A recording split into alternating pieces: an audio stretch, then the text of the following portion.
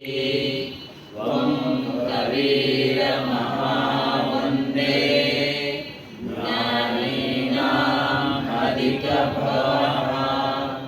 जडाद्यासमहावन्दना बोधज्ञानविमुच्यते नमोऽस्तुते कवीरस्य साधुवृन्दा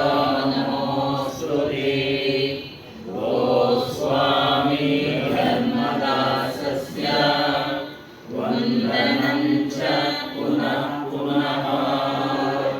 बोलिए श्री सतनामालिक साहिब की जय, श्री हनुमान साहिब की जय, माता जी की जय, संत महंत की जय।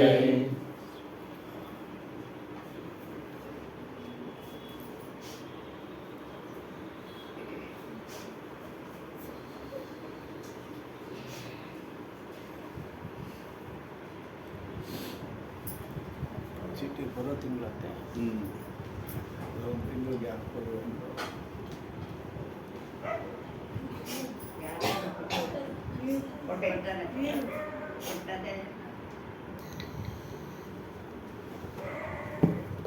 ಹೇಳಿ.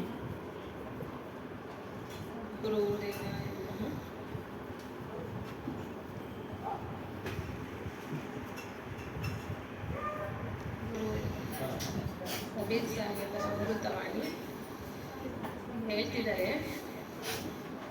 ಜೀವಾತ್ಮವೇ ನೀನು ಸೃಷ್ಟಿಗೆ ಮೊದಲು ಶರೀರ ಮತ್ತು ಪ್ರಾಣ ಸಂಬಂಧವಾದ ರೂಪದಿಂದ ಉಂಟಾದ ಜನ್ಮದಿಂದ ಮುಕ್ತನಾಗಿದ್ದಿ. ಈ ಸಮಯದಲ್ಲಿ ಇಲ್ಲಿ ಸ್ಥೂಲವಾದ ಯಾವ ಪ್ರಪಂಚವೂ ಇರಲಿಲ್ಲ. ಆಮೇಲೆ 6 ಇಂದ್ರಿಯಗಳ ಭೋಗಗಳಲ್ಲಿ ಆಸೆ ಪಟ್ಟು ಅನೇಕ ರೂಪಗಳನ್ನು ಹೊಂದಿ ನಾನಾ ತರಹದ ಕಲ್ಪನೆ ಮತ್ತು ಬೂಟಾಟಿಕೆಯಲ್ಲಿ ಇದ್ದು ಶಾಶ್ವತವಾದ ಆನಂದವನ್ನು ಮರೆತು ಅಥವಾ ನಷ್ಟ ಮಾಡಿ ಶಾಶ್ವತ ಮುಕ್ತಿಗಾಗಿ ಎಲ್ಲಿಗೆ ಹೋಗಿದ್ದೀಯೇ? ನಮ್ಮ ಸತ್ಯವೇ ಶಬ್ದ ಅಂದರೆ ಗುರು ಉಪದೇಶ. ನಮ್ಮ ಅಸತ್ಯವೆಂಬ ಶಬ್ದಕ್ಕೆ ಅಧಿಕಾರಿಯಾಗಿದ್ದಿ. ಆದ್ದರಿಂದ ಅದನ್ನು ಕೇಳಿ ಪ್ರಪಂಚದ ಎಲ್ಲಾ ಕಡೆ ಹೋಗು. ಒಂದು ವೇಳೆ ನೀನು ಆ ಪರಮ ತತ್ವವನ್ನು ಪಡೆಯಲು ಇಷ್ಟಪಟ್ಟರೆ ಆಗ ಪರೀಕ್ಷೆ ಮಾಡಿ ಈ ಸತ್ಯವೆಂಬ ಶಬ್ದವನ್ನೇ ಸ್ವೀಕರಿಸು ಎಂಬುದಾಗಿ ಕಬೀರರು ಹೇಳುತ್ತಾರೆ. ಮುಂದುವರೆದು, ನಮ್ಮ ಸತ್ಯವೆಂಬ ಶಬ್ದವು ಅನಂತವಾದದ್ದು ಮತ್ತು ಶಬ್ದ ಸ್ವರೂಪಿ ಎಂದು. ಅದೇ ಸತ್ಯ ಶಬ್ದವು ಚೇತನ ರೂಪದಿಂದ ಜೀವದ ಹೃದಯದಲ್ಲಿ ಕುಳಿತಿದೆ. ಅಂದರೆ ಆಶ್ಚರ್ಯವೇನೆಂದರೆ, ಹೂಗಳನ್ನು ಇಡುವ ಬುಟ್ಟಿಯಂತೆ ಜೀವದ ಶುದ್ಧ ಸ್ವರೂಪವನ್ನು ಮಜ್ಜಿಗೆ ಮತ್ತು ತುಪ್ಪವನ್ನು ತಿಂದು ಹಾಕುವಂತೆಯೇ ಅಜ್ಞಾನದ ಕಾರಣ ಮಾಯೆಯು ತಿಂದು ಹಾಕಿದೆ. ಮಾರ್ಗದರ್ಶಕವಾದ ಮತ್ತು ಪ್ರಕಾಶಮಾನವಾದ ಕ್ಷಾರ ಶಬ್ದವೆಂದರೆ ಸತ್ಯವು ಅಂಧಕಾರದಲ್ಲಿ ಸತ್ಯವು ಒಂದದೇ ಸ್ತುತಿಯು ಅಂಧಕಾರದಲ್ಲಿ ಅಡಗಿಕೊಂಡಿದೆ. ಇಂಥ ಸ್ಥಿತಿಯಲ್ಲಿ ಆ ಸ್ತುತಿಯು ಎಲ್ಲಿಗೆ ಹೋಗುತ್ತದೆ? ಯಾಕೆಂದರೆ ಶಬ್ದವೆಂಬ ಬಾಗಿಲನ್ನು ತಲುಪುವುದೇ ಇಲ್ಲ. ಆದ್ದರಿಂದ ಶಬ್ದವೆಂಬ ಮುಕ್ತಿಯನ್ನು ಪಡೆಯದೆ ಸಂಸಾರವೆಂಬ ಪ್ರಪಂಚದಲ್ಲಿ ಪದೇ ಪದೇ ತಿರುಗುತ್ತಿರುತ್ತಾನೆ. ಶಬ್ದಗಳಲ್ಲಿ ಅಂದರೆ ಸತ್ಯ ವಸ್ತುಗಳಲ್ಲಿ ಬಹಳ ಭೇದ ಉಂಟು. ಅಂದರೆ ಅವುಗಳನ್ನು ಸಾರವೆಂಬ ಶಬ್ದವನ್ನು ಸ್ವೀಕರಿಸಬೇಕು. ಯಾರಿಗೆ ಕ್ಷಾರ ಶಬ್ದವು ಪ್ರಾಪ್ತಿಯಾಗುವುದಿಲ್ಲವೋ ಅವನು ಅಧಮ ಜೀವನವನ್ನು ಕಳೆಯುತ್ತಾನೆ. ಈ ರೀತಿ ಕಬೀರರು ತಿಳಿಸಿರುತ್ತಾರೆ. ಮನುಷ್ಯನು ಕಾಮ ಭೋಗವನ್ನು ಕೇಳಿ ನೀಚನಾಗುತ್ತಾನೆ ಮತ್ತು ವಿರಕ್ತ ಶಬ್ದವನ್ನು ಕೇಳಿ ಮನುಷ್ಯನು ತನ್ನ ಮನೆ ಮಠಗಳನ್ನು ಬಿಟ್ಟು ವಿರಕ್ತನೂ ಆಗುತ್ತಾನೆ. ಯಾವ ತಿಳುವಳಿಕೆ ಉಳ್ಳವನೋ ಅವನು ಸತ್ಯ ಶಬ್ದವನ್ನು ತಿಳುವಳಿಕೆಯನ್ನು ತಿಳಿದುಕೊಂಡಿರುವನೋ ಆಗುತ್ತದೆ. ನಮ್ಮ ಸತ್ಯ ಶಬ್ದವು ಅನಂತವಾದುದು. ಆದ್ದರಿಂದ ನೀನು ಪ್ರತಿ ಕ್ಷಣವೂ ಅದನ್ನು ಜ್ಞಾಪಿಸಿಕೊ, ಅಂದರೆ ಸ್ಮರಿಸಿ ನೋಡು. ಇದರ ಪ್ರಕಾರ ನಿನ್ನ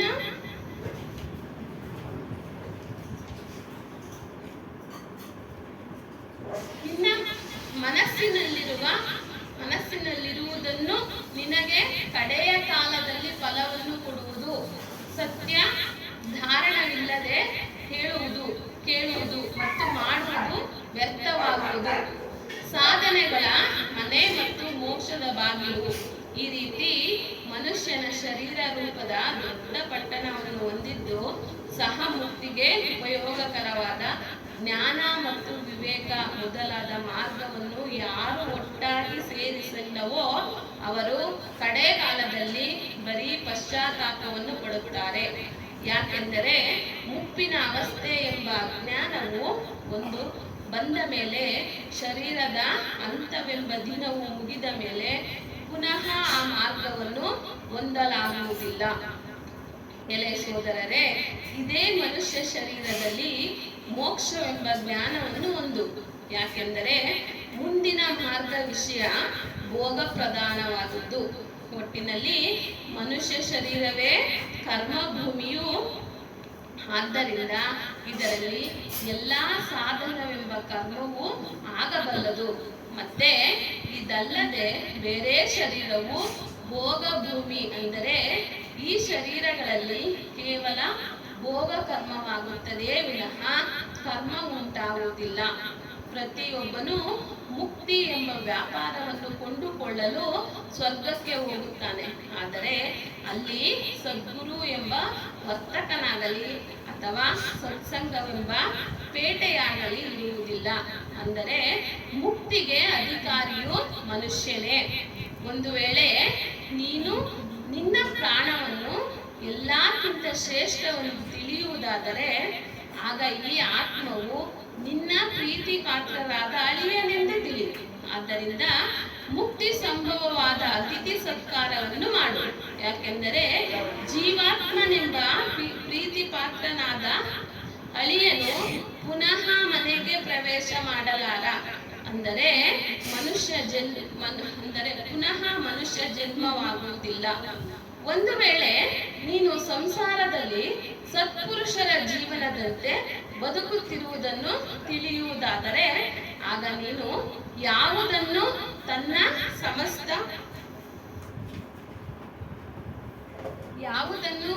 ಸಮಸ್ತವೆಂದು ತಿಳಿಯುತ್ತೀಯೋ ಅದೇ ಈ ಜೀವಾತ್ಮ. ಆದ್ದರಿಂದ ನೀನು ಅದರ ಮರ್ಯಾದೆಯನ್ನು ಇಷ್ಟಪಡುವುದಾದರೆ ಸ್ವಾವಲಂಬಿಯಾಗು. ಅದನ್ನು ಪಡೆಯಲು ಇನ್ನೊಬ್ಬರನ್ನು ಯಾಚಿಸಬೇಡ. ಸ್ವತಃ ವಿವೇಕಿಯಾಗು ಮತ್ತು ಪ್ರತಿಯೊಬ್ಬರಿಂದ ಮುಕ್ತಿಯ ಆಸೆಯನ್ನು ಮಾಡಬೇಡ. ನೀವುಗಳು ಉಪದೇಶ ಮತ್ತು ಗುರುಮಂತ್ರವನ್ನು ಎಲ್ಲರಿಗೂ ಸಿಗುವಂತಹ ಕೆರೆಯ ನೀರಿನಂತೆ ಎಲ್ಲರಿಗೂ ಕುಡಿಸಲು ಮನೆ ಮನೆಗೂ ಯಾಕೆ ಹೋಗುತ್ತೀರಿ? ನೋಡು, ಯಾರಿಗೆ ಬಾಯಾರಿಕೆ ಆಗಿದೆಯೋ ಅವನೇ ನಿನ್ನ ಹತ್ತಿರ ಬಂದು ಬಾಯಾರಿಕೆಯನ್ನು ಹೋಗಲಾಡಿಸಿಕೊಳ್ಳುವನು. ಅಂದರೆ ಅಯೋಗ್ಯರಿಗೆ ಉಪದೇಶವನ್ನು ಕೊಡಬಾರದು. ಬಂಗಾರದ ತಟ್ಟೆಯಲ್ಲಿ ಭರ್ತಿ ಇರುವ ಮುತ್ತುಗಳನ್ನು ಪಡೆಯಲು ಹಂಸವು ಮಾರಲ್ಪಟ್ಟಿತು. ಅಂದರೆ ಸದ್ಗುರುಗಳ ವಿವೇಕಯುಕ್ತವಾದ ಮಾತುಗಳನ್ನು ಕೇಳಿ ತಿಳುವಳಿಕೆಯನ್ನು ಪಡೆಯಲು ಇಷ್ಟಪಡುವ ವಿವೇಕಿಯು ಅವರ ಪಾದಗಳನ್ನು ತನ್ನ ಸರ್ವಸ್ವವನ್ನು ಅರ್ಪಿಸಿ, ಶಿಷ್ಯನು ಗುರುಗಳಿಗೆ ತನ್ನ ಸರ್ವಸ್ವವನ್ನು ಕೊಡಬೇಕು. ಗುರುವು ಶಿಷ್ಯನಿಂದ ಏನನ್ನೂ ತೆಗೆದುಕೊಳ್ಳಬಾರದು. ಇದಕ್ಕೆ ವ್ಯತಿರಿಕ್ತವಾಗಿ ಯಾರು ಯಾರ ಸ್ವರೂಪವನ್ನು ತಿಳಿಯುವುದಿಲ್ಲವೋ ಅವರು ಅದನ್ನು ಪಡೆಯುವುದಿಲ್ಲ. ಏನು ಲಾಭ? ಬಹಳ ದೂರವಿದ್ದರೂ ದುಂಬಿಯು ಹೂವಿನ ವಾಸನೆಯನ್ನು ತೆಗೆದುಕೊಳ್ಳುವುದು. ಆದರೆ ಕಪ್ಪೆಯ ಮರಿಯು ಕಮಲದ ಹತ್ತಿರವಿದ್ದರೂ ಕೂಡ ತಾನೇ ಏನು? ಅಂದರೆ ವಿವೇಕಿ ರೂಪದ ಹಂಸವು ತತ್ವೋಪದೇಶ ರೂಪದ ಮುತ್ತುಗಳನ್ನು ಆರಿಸಿಕೊಳ್ಳುವುದು. ಎಲೆ ಜೀವಾತ್ಮದ ಅಂಶವೇ, ನೀನು ಪರಿಶುದ್ಧವಾದ ಬಂಗಾರದಂತೆ ವರ್ಣವುಳ್ಳವನಾಗಿರುವಿ. ನೀನು ಅದರಂತೆಯೇ ಕಾಯಿಸಿ ಶೋಧಿಸಿ ಪರಿಶುದ್ಧವಾಗಿರುವಿ. ಆದ್ದರಿಂದ ನಿನ್ನ ಮಹಿಮೆಯನ್ನು ಯಾವ ರೀತಿ ಮಾಡಲಿ ಅಂದರೆ, ಈಗ ನಿನ್ನ ಪರೀಕ್ಷೆಯ ಸಮಯ ಪುನಃ ಬಂದಿದೆ. ನೀನು ಮನುಷ್ಯರ ಶರೀರವೆಂಬ ಮರದ ಮೇಲೆ ಕುಳಿತಿರುವಿ. ಒಂದು ವೇಳೆ ನೀನು ಯಾರ ಅಡ್ಡಿ ಆತಂಕವೂ ಇಲ್ಲದೆ ಹಾರಿ ಹೋದರೆ ಆಗಲೇ ನಾನು ನಿನ್ನನ್ನು ಹೊಗಳುವೆನು. ಯಾಕೆಂದರೆ ಮರದ ಮೇಲೆ ಕುಳಿತಿರುವ ಪಕ್ಷಿಗೆ ಬೇಟೆಗಾರನ ಭಯ ಇರುವುದಿಲ್ಲ. ಸದ್ಗುರು ದೇವ.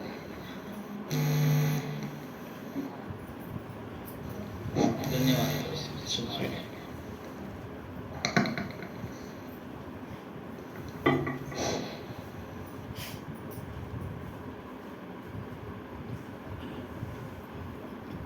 ಇಲ್ಲಿವರೆಗೂ ಶ್ರೀಮತಿ ಸುಮಾ ಅವರು ಹೇಳಿದ ವಿಚಾರದಲ್ಲಿ ಅಧಿಕಾರಿ ಅನ್ನುವ ಪದವತ್ತು बोलिए श्री सतनाम कबीर साहेब की जय, सद्गुरु श्री हनुमान साहेब की जय, माता जी की जय, सर्व संत महंत की जय. ಪೂಜ್ಯರು ಪ್ರಾತಸ್ಮರಣೀಯರು ಸದ್ಗುರುಗಳಾದಂಥ ಸದ್ಗುರು ಶ್ರೀ ಹನುಮಾನ್ ಸಾಹೇಬರ ಅಧಿವಚನಗಳಿಗೆ ಉಳಿಸುತ್ತಾ, ಗುರುಮಾತಾಜಿಯವರ ಅಧಿವಚನಗಳಿಗೆ ಉಳಿಸುತ್ತಾ, ನೆರೆದಿರುವ ಎಲ್ಲ ಭಕ್ತಿ ಮಾತೆಯರೇ ಮಹನೀಯರಿಗೆ ಉಳಿಸುತ್ತಾ ಸತ್ಸಂಗ ಕಾರ್ಯಕ್ರಮ. ಅಧಿಕಾರಿ ಅನ್ನೋ ಶಬ್ದ ಶಬ್ದಕ್ಕೆ ಮನುಷ್ಯ ಅಧಿಕಾರಿ. ಅದನ್ನೇ ಇಲ್ಲಿ ಕಳೆದ ವಾರ ನಾವು ಅಂದರೆ ಅದಕ್ಕಿಂತ ಹಿಂದಿನ ವಾರ ಹೇಳಿದ್ವಿ. ಏನು ಅದೇ ಶಬ್ದ ಹಮಾರ ತೋ ಶಬ್ದ ಕಾ ಸುನಿ ಮತಿ ಜಾಹು ಸರಕ್ ಜೋ ಜೋ ಚಾಹೋ ನಿಜ ತತ್ವ ಕೋ ತೋ ಶಬ್ದ ಹಿ ಲೇಹು ಪರ. ಕಬೀರ್ ಸಾಹೇಬರು ಏನೇನು ವಚನಗಳನ್ನು ಹೇಳಿದಾರೋ ಆ ನಿರ್ಣಯ ವಚನಗಳಿಗೆ ಯಾರು ಅಧಿಕಾರಿ ಅಂದರೆ ಮನುಷ್ಯನೇ. ಯಾಕೆ ಮನುಷ್ಯನಿಗೆ ಅಧಿಕಾರತ್ವ ಕೊಟ್ಟರು ಅಂದರೆ, ಬೇರೆ ಪ್ರಾಣಿ ಪಕ್ಷಿಗಳಿಗೆ ಈ ಶಬ್ದಗಳನ್ನು ನಿರ್ಣಯ ವಚನಗಳನ್ನು ಪರೀಕ್ಷೆ ಮಾಡೋ ಒಂದು ಮಾನಸಿಕ ಶಕ್ತಿ ಇಲ್ಲ, ಆಲೋಚನಾ ಶಕ್ತಿ ಇಲ್ಲ, ವಿವೇಕ ಇಲ್ಲ, ಜ್ಞಾನ ಇಲ್ಲ. ಏನಿದು ಹೊಟ್ಟೆ ಪಾಡಿನ ಜ್ಞಾನ ಅಷ್ಟೇ ಅವುಗಳಿಗೆ. ಏನು ತಿನ್ನೋದು, ಉಣ್ಣೋದು, ಮಲಗೋದು, ಎದೋಳೋದು ಮತ್ತೆ ಅಷ್ಟೇ. ಅದಕ್ಕೆ ಮನುಷ್ಯ ಎಲ್ಲವನ್ನ ಮಾಡಬಲ್ಲ, ಎಲ್ಲವನ್ನ ಯೋಚನೆ ಮಾಡಲಬಲ್ಲ, ಸ್ವತಂತ್ರನು. ಹಾಗಾಗಿ ಅವನಿಗೆ ಅಧಿಕಾರಿ. ನೀನು ಈ ಶಬ್ದಗಳನ್ನ ಕೇಳಿದ ಬಳಿಕ, ಏನು ನಿರ್ಣಯ ವಚನಗಳ ಶಬ್ದಗಳನ್ನ ಕೇಳಿದ ಬಳಿಕ ಜಾರಬೇಡ ನೀನು. ಮತ್ತೆ ಸಂಸಾರ ಬಂಧನಕ್ಕೆ ಹೋಗ್ಬೇಡ, ಹೋಗ್ಬೇಡ. ಅದರ ಆಚರಣೆಯನ್ನ ಮಾಡು. ಏನೇನು ಹೇಳ್ತಾರೋ, ಆತ್ಮಜ್ಞಾನಕ್ಕೆ ಏನೇನು ಬೇಕೋ ಎಲ್ಲ ವಿಚಾರಗಳನ್ನು ತಿಳಿಸ್ತಾರೆ, ಅದನ್ನು ಆಚರಣೆ ಮಾಡುವಂತನಾಗು. ಸಾರ ಶಬ್ದಗಳನ್ನು ಪರೀಕ್ಷೆ ಮಾಡುವಂತನಾಗು ಅಂತ ಹೇಳಿ ನಿಲ್ಲಿಸಿತ್ತು. ಅದೇ ಮುಂದುವರೆದು ಭಾಗ ಹೇಳ್ತಾರೆ. ನಿನಗೆ ನಿಜವಾದ ತತ್ವ ಅಂದ್ರೆ, ನಿಜ ತತ್ವ ಅಂದ್ರೆ ನಮ್ಮ ಸ್ವರೂಪ, ಅದೇ ಸತ್ಯ. ಇನ್ನೆಲ್ಲ ಸುಳ್ಳು, ಹೊರಗಿನದು ಎಲ್ಲ ಸುಳ್ಳು. ಅದು ತಿಳಿಬೇಕು ಅಂತಂದ್ರೆ ನೀನು ಶಬ್ದಗಳನ್ನ ಪರೀಕ್ಷೆ ಮಾಡಬೇಕು. ಇಲ್ಲಿ ಹೇಳ್ತಾರೆ, ಪಂಚಭೂತಗಳು ನಾನು ಯಾರು?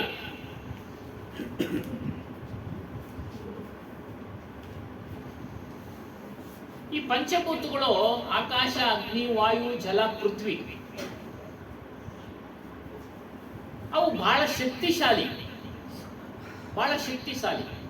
ಉದಾಹರಣೆಗೆ, ನೀರಿನ ಪ್ರವಾಹಕ್ಕೆ ಎದುರಾಗಿ ಮನುಷ್ಯ ಈಜಲಿಕ್ಕೆ ಸಾಧ್ಯ ಇಲ್ಲ.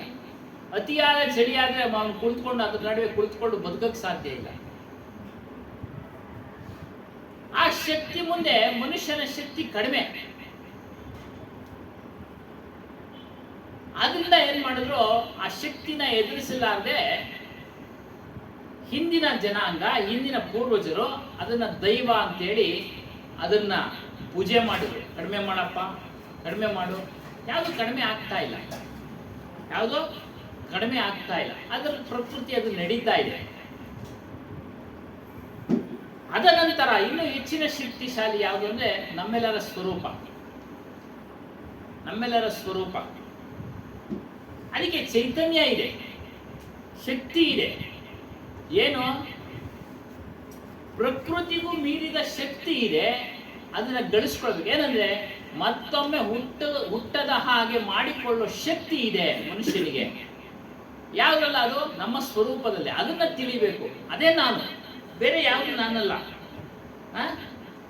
ಎಲ್ಲ ಜೀವರಾಶಿಗಳಲ್ಲಿ ಈ ಚೈತನ್ಯ ಇದೆ, ಪ್ರಾಣಿಗಳಲ್ಲಿ, ಪಕ್ಷಿಗಳಲ್ಲಿ. ಹೌದು. ಹಾಗಾಗಿ ನಿನ್ನಲ್ಲೂ ಇದೆ, ಪ್ರತಿಯೊಬ್ಬರಲ್ಲೂ ಇದೆ. ನಿನ್ನಲ್ಲೂ ಇದೆ, ಪ್ರತಿಯೊಬ್ಬರಲ್ಲೂ ಇದೆ. ಬೇರೆ ಮನುಷ್ಯರು ಅವರು ಅದನ್ನ ತಿಳಿದ್ರೆ ಅವರು ಮುಕ್ತರಾಗ್ತಾರೆ. ನಾವು ನಮ್ಮ ಸ್ವರೂಪವನ್ನು ತಿಳಿದ್ರೆ ನಾವು ಮುಕ್ತರಾಗ್ತೀವಿ.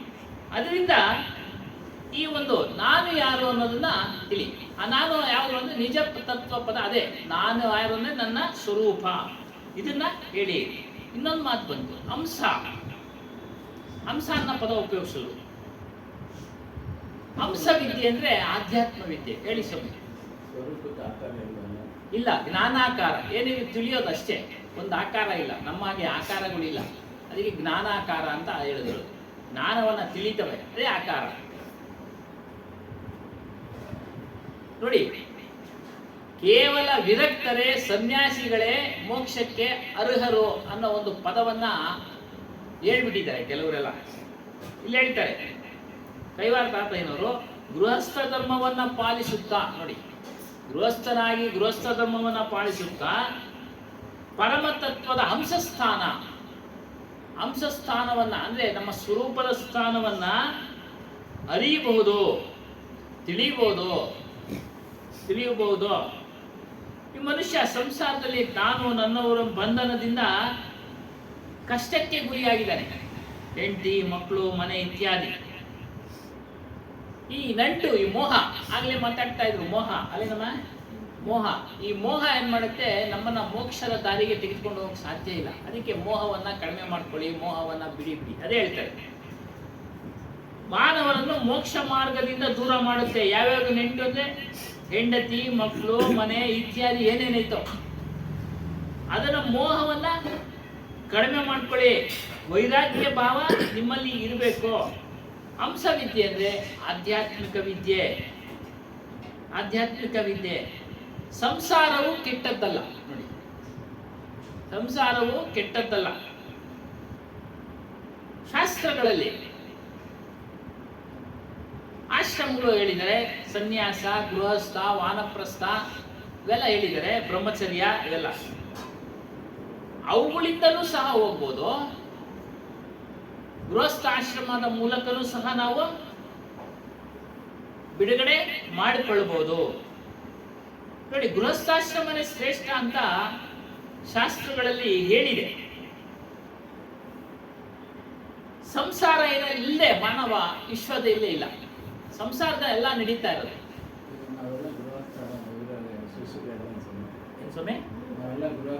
ಗೃಹಸ್ಥಾಶ್ರಮ. ನಾವು ನಮ್ಮ ಸ್ವಾಮೀಜಿಯವರು ಗೃಹಸ್ಥಾಶ್ರಮ. ಯಾರು ಹನುಮಾನ್ ಸಾಹೇಬ್ರಿಗೆ ಗೃಹಸ್ಥಾಶ್ರಮ. ಅದೇ ಅವರಿಗೆ ಮಕ್ಕಳಾಗಿಲ್ಲ, ಅದು ಬೇಡ, ವಿಚಾರ ಬೇಡ ನಮಗೆ. ಒಟ್ಟಿನಲ್ಲಿ ಅವರು ಗೃಹಸ್ಥಾಶ್ರಮದಲ್ಲೂ ಸಹ ಹೇಳ್ತಾರೆ, ಪುರುಷರು, ಸಂಸಾರದಲ್ಲಿರುವ ಸ್ತ್ರೀ ಪುರುಷರು ಭಯ ಪಡಬೇಕಾಗಿಲ್ಲ. ನಮ್ಗೇನದು ಆಗೋದಿಲ್ಲಪ್ಪ ಅನ್ನ ಭಯ ಬೀಳ್ಬೇಡಿ, ಮಾಡಿಕೊಳ್ಬಹುದು. ಸಂಸಾರದಲ್ಲಿದ್ದುಕೊಂಡೆ ಹಂಸ ಪರಮಾತ್ಮ ನಮ್ಮ ಸ್ವರೂಪ ಕಾಣಬಹುದು. ಅದಕ್ಕಾಗಿ ಸಾಧನೆ ಮಾಡಿ. ಸಾಮು ಅಂದ್ರೆ ಗರಡಿ. ಆ ಗಡಿ ಮನೆಯಲ್ಲಿ ಯಾವ ರೀತಿ ಅವನು ಸಾಧನೆ ಮಾಡ್ತಾನೋ ಪೈಲ್ವಾನ್ ಆಗೋದಕ್ಕೆ, ಆ ರೀತಿಯಾಗಿ ನೀವು ಸಾಧನೆ ಮಾಡಬೇಕು. ಸಂಸಾರದಲ್ಲಿದ್ದಂದು ಸಾಧನೆ ಮಾಡಬೇಕು. ಈ ಒಂದು ನರಜನ್ಮ ಬಂದಿದೆ, ಇದನ್ನ ಸದುಪಯೋಗ ಪಡಿಸ್ಕೊಳ್ಳಿ.